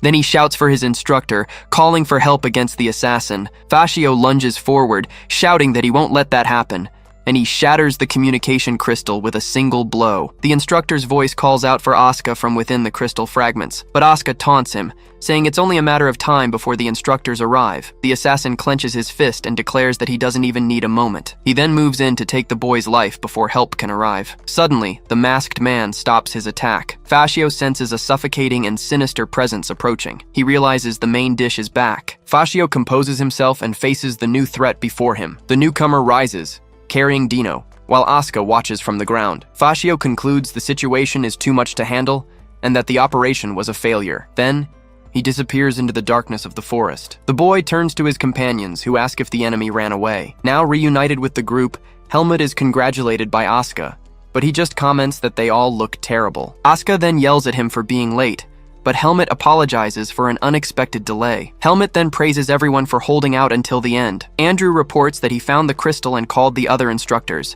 and Helmut asks them all to wait there. With his face shadowed, he states that he needs to tie up a loose end. Fascio flees, lamenting that he only recovered one of his daggers. He believes Helmut is chasing him, and that it's a mistake, as the forest is full of traps. Even though he's returning in failure, he vows to eliminate his original target, but an attack comes from behind him. As he flees, Fascio leaps through the trees, but an attack suddenly hits him. Helmut stands, holding a bow in his hand. Then, Fascio is hit by another powerful blow. From a branch above, Helmut congratulates him for being the first from the Blackhawk to survive. Fallen on the ground, Fascio asks how he avoided all the traps to get there. Helmut simply asks if he has ever fallen for one of his traps before. He then realizes his adversary simply broke through all his traps head on. The blow hits the ground, causing a large explosion of dirt and debris. Fascio looks at the sword left behind and understands that's how the other 5 people were killed. Fascio praises his opponent for cornering him, but claims that toys like that won't work on him. From a branch above,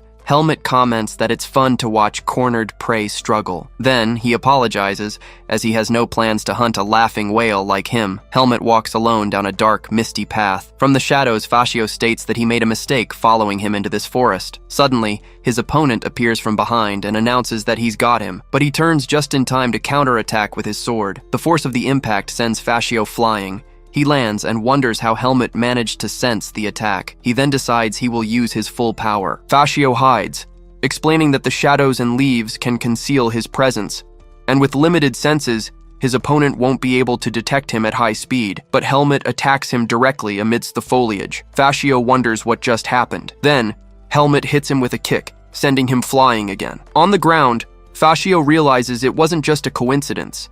He finds it impossible that a human could have predicted his abilities. Meanwhile, Helmut remains in a combat stance. Fascio then charges forward once more. He understands that you can't completely hide the intent to kill when attacking, and that his opponent can feel that intent to pinpoint his direction and counterattack. He reflects that this is beyond a human's sensory capabilities. Helmut approaches and asks if he's out of tricks. He warns that if so, he will be the one to attack. Fascio identifies him as the personification of Vis, and concludes he is rank 1. He notes he's lost a lot of blood, but bets Helmet won't be able to use his power for much longer either. Fascio then hides, determined to wait for his opponent's power to run out. Helmet then uproots a tree with one strike and attacks Fascio. Fascio falls to the ground, wounded and bleeding. Helmet approaches and says his weapon is now gone, asking what else he has to show him. Coughing, the masked man replies that there's only one answer to that. He then raises his hand and announces that he surrenders. Helmet watches him in silence and then attacks with a kick. On the ground, Fascio asks if this is how the fencing college treats a surrendered opponent, but Helmet states this is not a duel. He then stomps on Fascio's leg,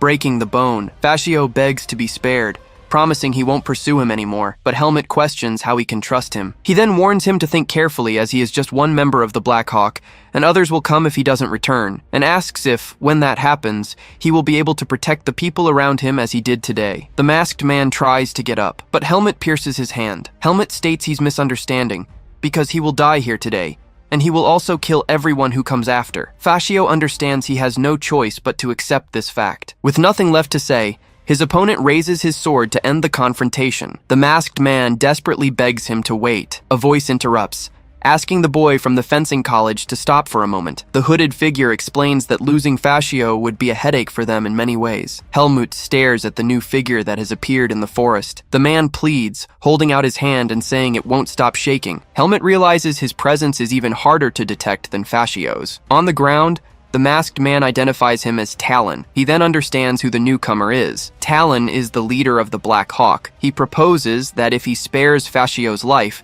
he will guarantee payment of his value. But Helmet refuses, stating the only way for him to pay the price is with his own death. Talon explains that the Black Hawk has been short on personnel and can't afford to lose someone as competent as him. So, he offers money and information in exchange for his subordinate's life. He assesses that Talon is very strong and that, in his current condition, he can't find an opening to attack. He considers that killing Fascio would cause the Seed of Darkness to recede, making it a bad decision to enter a difficult fight. Talon promises not only to stop the pursuit, but also to refuse any future requests related to him. He asks what he thinks, stating the conditions are quite favorable. Helmet remains standing beside Fascio, who is still on the ground. Then, he states that he needs both money and information. Talon calls him greedy, but agrees to give him what he desires. He throws a bag of coins on the ground, and the leader of the Blackhawk informs him that there are about 300,000 mark there and asks him to check. Talon offers to give the information for free,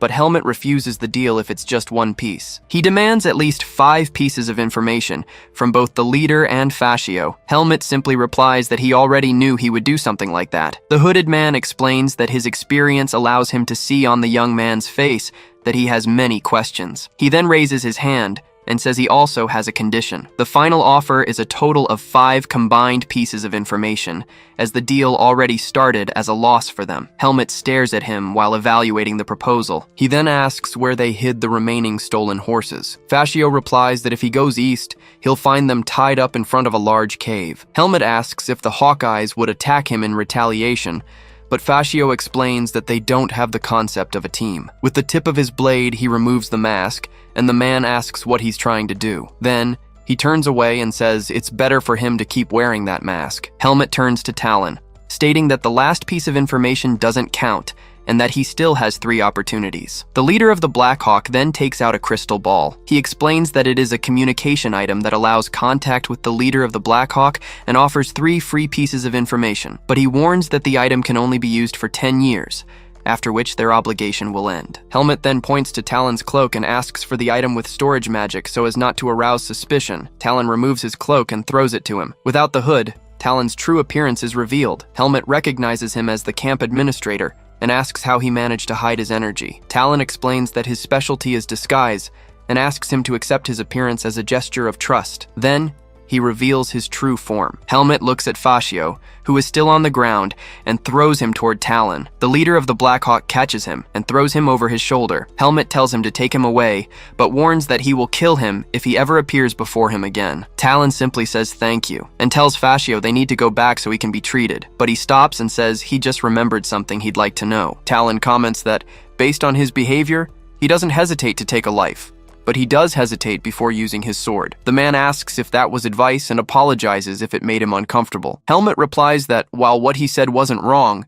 He is a student of the fencing department at Greta Academy. Talon calls him unexpectedly humorous, saying he won't kill because he's a student. He then says he'll be waiting for Helmet's contact before disappearing with Fascio into the darkness. Talon and Fascio ride through the dark forest. Fascio feels ashamed that Talon had to give up so much to save him. Talon asks if he thinks the price was too high, but Fascio promises to make it up to him and get everything back. He then asks Fascio if he thinks today's mission was almost a success. Talon says no, and states that the Blackhawk will not get involved in anything related to Helmet. Fascio insists they need to kill him before he becomes a bigger threat, even if it takes more people. Talon laughs, saying the humiliation of having his mask removed has made him irrational. He agrees they could succeed by using their full strength, but questions if the cost would be worth it. Talon reminds him that he spared his life and accepted his conditions today. He concludes that someone who shows mercy to an enemy won't betray their allies, and that a friendly relationship is more valuable. So Talon instructs him to focus on his recovery when they return. He reflects that, in a way,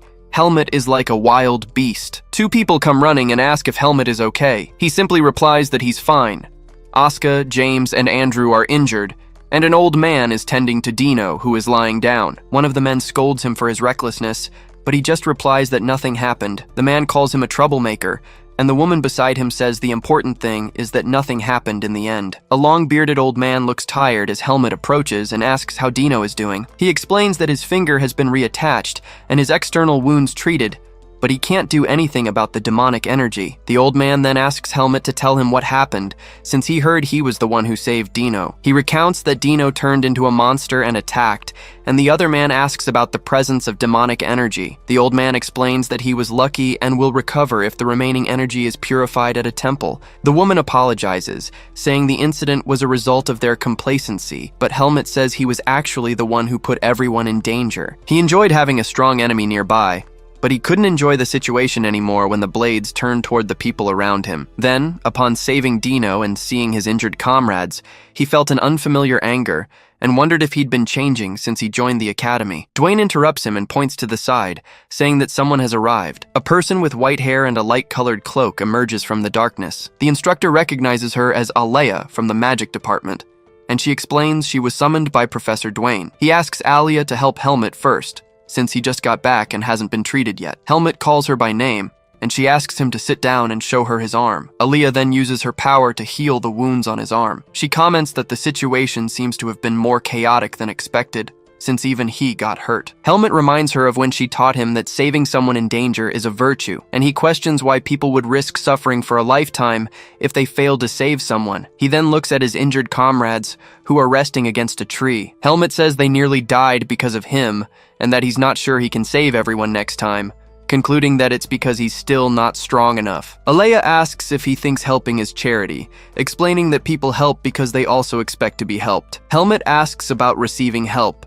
and Alia explains that humans survive by helping each other, as there are limits to what one individual can do. She then points out that although he did most of the work, his comrades might be able to help him one day in the future. He questions if they wouldn't hate him, since they almost died because of him. Alia finishes healing him, tells him to ask them himself, and withdraws to speak with Professor Dwayne. He then stands up and turns toward his comrades. He apologizes for them getting hurt, but Andrew tells him not to blame himself, as they all managed to survive. Andrew explains that thanks to him, he's realized how powerless they still are in the outside world, and that they were lucky to survive because Helmet was around. He says his goal has become clearer now and thanks Helmet. Asuka asks if he took care of the assassin, and Helmet replies, not exactly, but he won't be showing up again. Asuka claims he only had an easier time because she had already injured the assassin's arm, but says she doesn't mind. James then gets up and extends his hand to him. Helmet watches him for a moment and then shakes his hand. James says he heard that Dino was overcome by demonic energy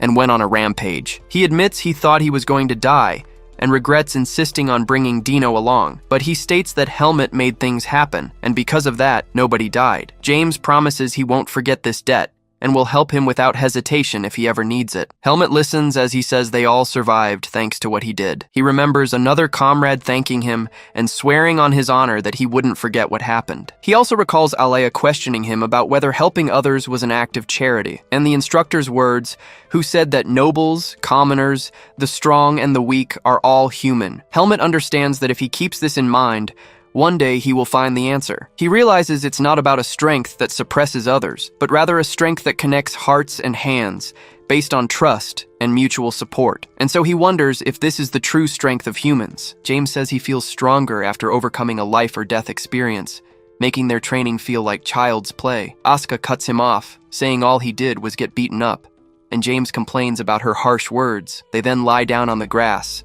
and one of them celebrates being alive. Later, he sits alone on a rock, watching the camp from a distance. Alea offers to take him back first with teleportation magic, stating there's enough justification for it, but Helmut smiles and refuses, saying he'd rather go back with his team. So she agrees and says she'll see him later at the academy before turning to leave. Helmut gets up and joins his comrades. Asuka asks what Alea wanted, and Helmut replies that she offered to take him back first, but he refused. The group then watches the landscape as the sun rises. A short time later, they finally spot the sunlight over a city, and they approach the gates of a great wall in the desert. Someone wearing a cloak approaches the city gates in the desert. He then pulls back his hood, revealing that this place is where his grandfather used to live. At the academy, life goes on after the events of the camping class, and just like that, a week passes in a flash. The doors to one of the classrooms suddenly burst open. A student points, surprised to see who has just arrived. Dino then walks in, feeling awkward at his classmates' enthusiastic welcome. One of the guys approaches him and asks if it's true he was kidnapped by an assassin.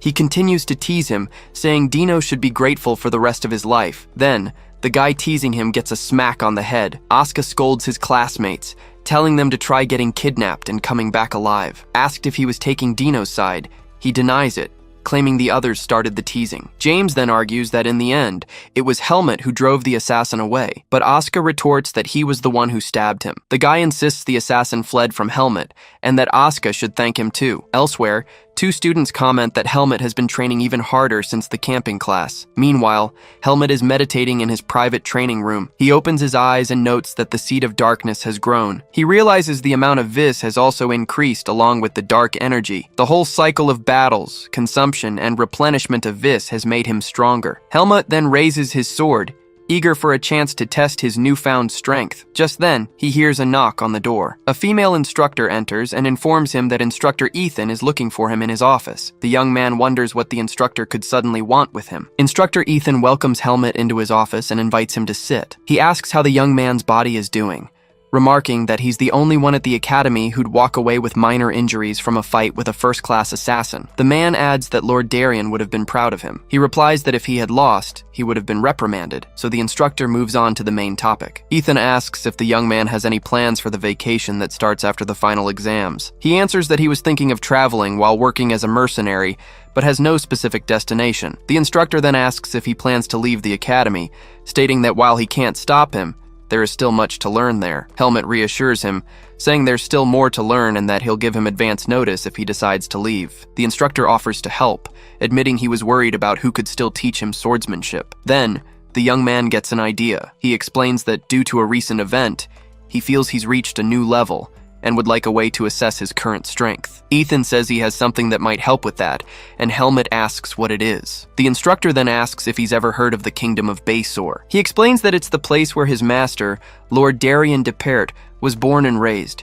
He continues, revealing that a martial arts tournament will take place there during the vacation, making it a great place to test his skills. The young man repeats the instructor's words, who confirms it but sets a condition. Helmut realizes it would be problematic if someone discovered he uses the Sword Saint's swordsmanship. The instructor agrees, stating that's exactly the problem. He reminds him that to the people of Basor, the Sword Saint is a spiritual pillar, and someone would definitely recognize his style. And even if others don't notice, the Knights of the Order of Palma, which Lord Darien personally led, would surely notice. The young man processes the name of the knightly order. Ethan concludes that if he enters the tournament, he must only use common swordsmanship, but that with his skills, it shouldn't be difficult. Helmut says he'll think about it and asks, if possible, for a way to hide his face so he won't be hunted again. Ethan understands, recalling that the young man just suffered from being hunted by the Blackhawks. The instructor still worries if the Blackhawks will keep their promise, but Helmut assures him that he has solid proof. He then tells the young man to take care of himself and think about the tournament. Helmut says no, as he needs to get to class for the final practical exam announcement. Ethan believes he won't have any trouble but advises him not to hold a grudge against the instructors who designed the test. Meanwhile, in another part of the academy. Alan announces that this year's final practical exam will be the Grand Monster Combat Proficiency Test. The other students react with surprise to the news about monsters. Alan explains that the test will have 10 levels, and the higher they get, the better their score will be. He continues, reminding them that after what happened to Dino, they should know that dark energy is never far away. The man states that as swordsmen, they will face monsters, so they decided to move up the seniors' test to prepare them. A student asks what kind of beasts they will face, and Alan replies that they will be illusory beasts created with magic, with no risk of injury. The students are relieved, with Asuka commenting that if they're illusions, he can fight without holding back. The instructor remarks that even the seniors who take the test annually were more confident at the beginning. His words leave the students apprehensive, while he wishes them all the best. He looks forward to the opportunity,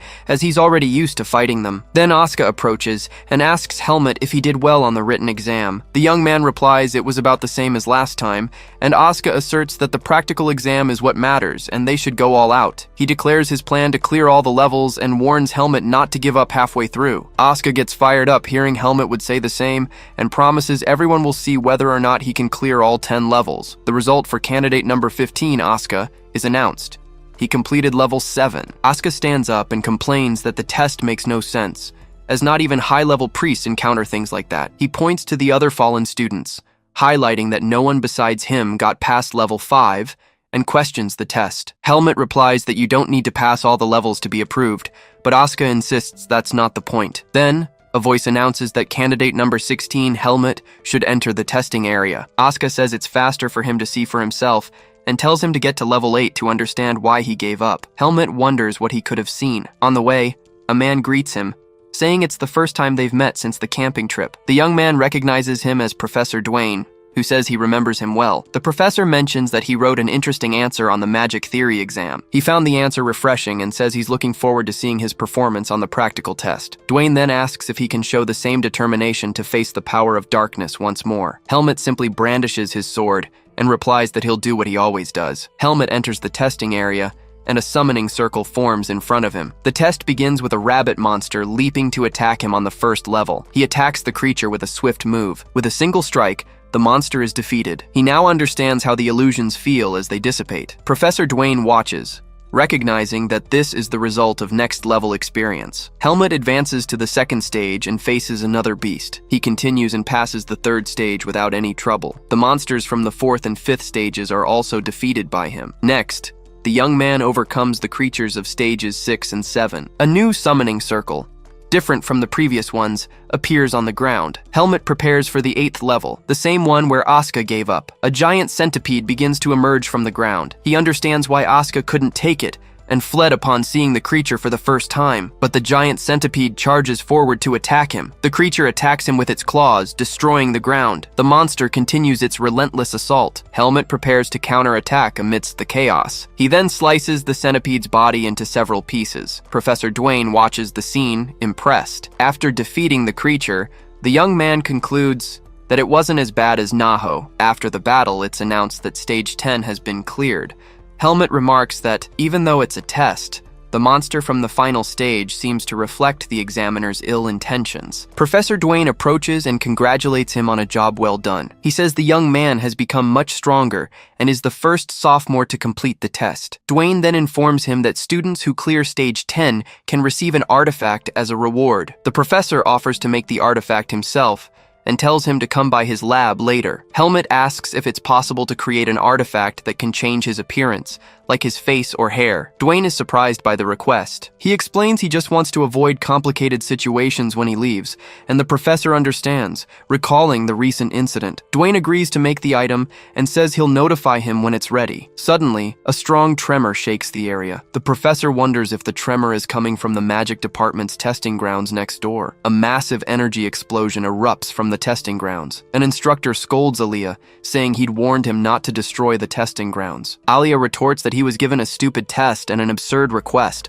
leaving the professor indignant at his rudeness. He then says this means he's passed all the stages and will be back tomorrow to discuss the artifact, leaving the instructor fuming. The professor grumbles that if Aliyah weren't the top student, he would have done something about it. Later, elsewhere in the academy. Asuka is shocked to learn that Helmut completed all 10 stages. He accepts that his friend will be the top student and asks what the stage 10 monster was. Helmut explains that the test's objective was likely to overcome fear, which piques Asuka's curiosity. He then describes the monster as a swarm of hundreds of giant cockroaches. Dino asks Asuka if he's okay. He replies that he's not afraid of insects, but he feels a bit nauseous. The green-haired young man is glad he didn't suggest any bets that time. A female classmate approaches and congratulates Helmut for being the first sophomore to clear stage 10. He remarks that the news spread fast, but she informs him that everyone in the fencing department is paying attention to him. She congratulates Asuka for reaching stage 8, but he asks if she's mocking him. She denies it and explains that his achievement was incredible,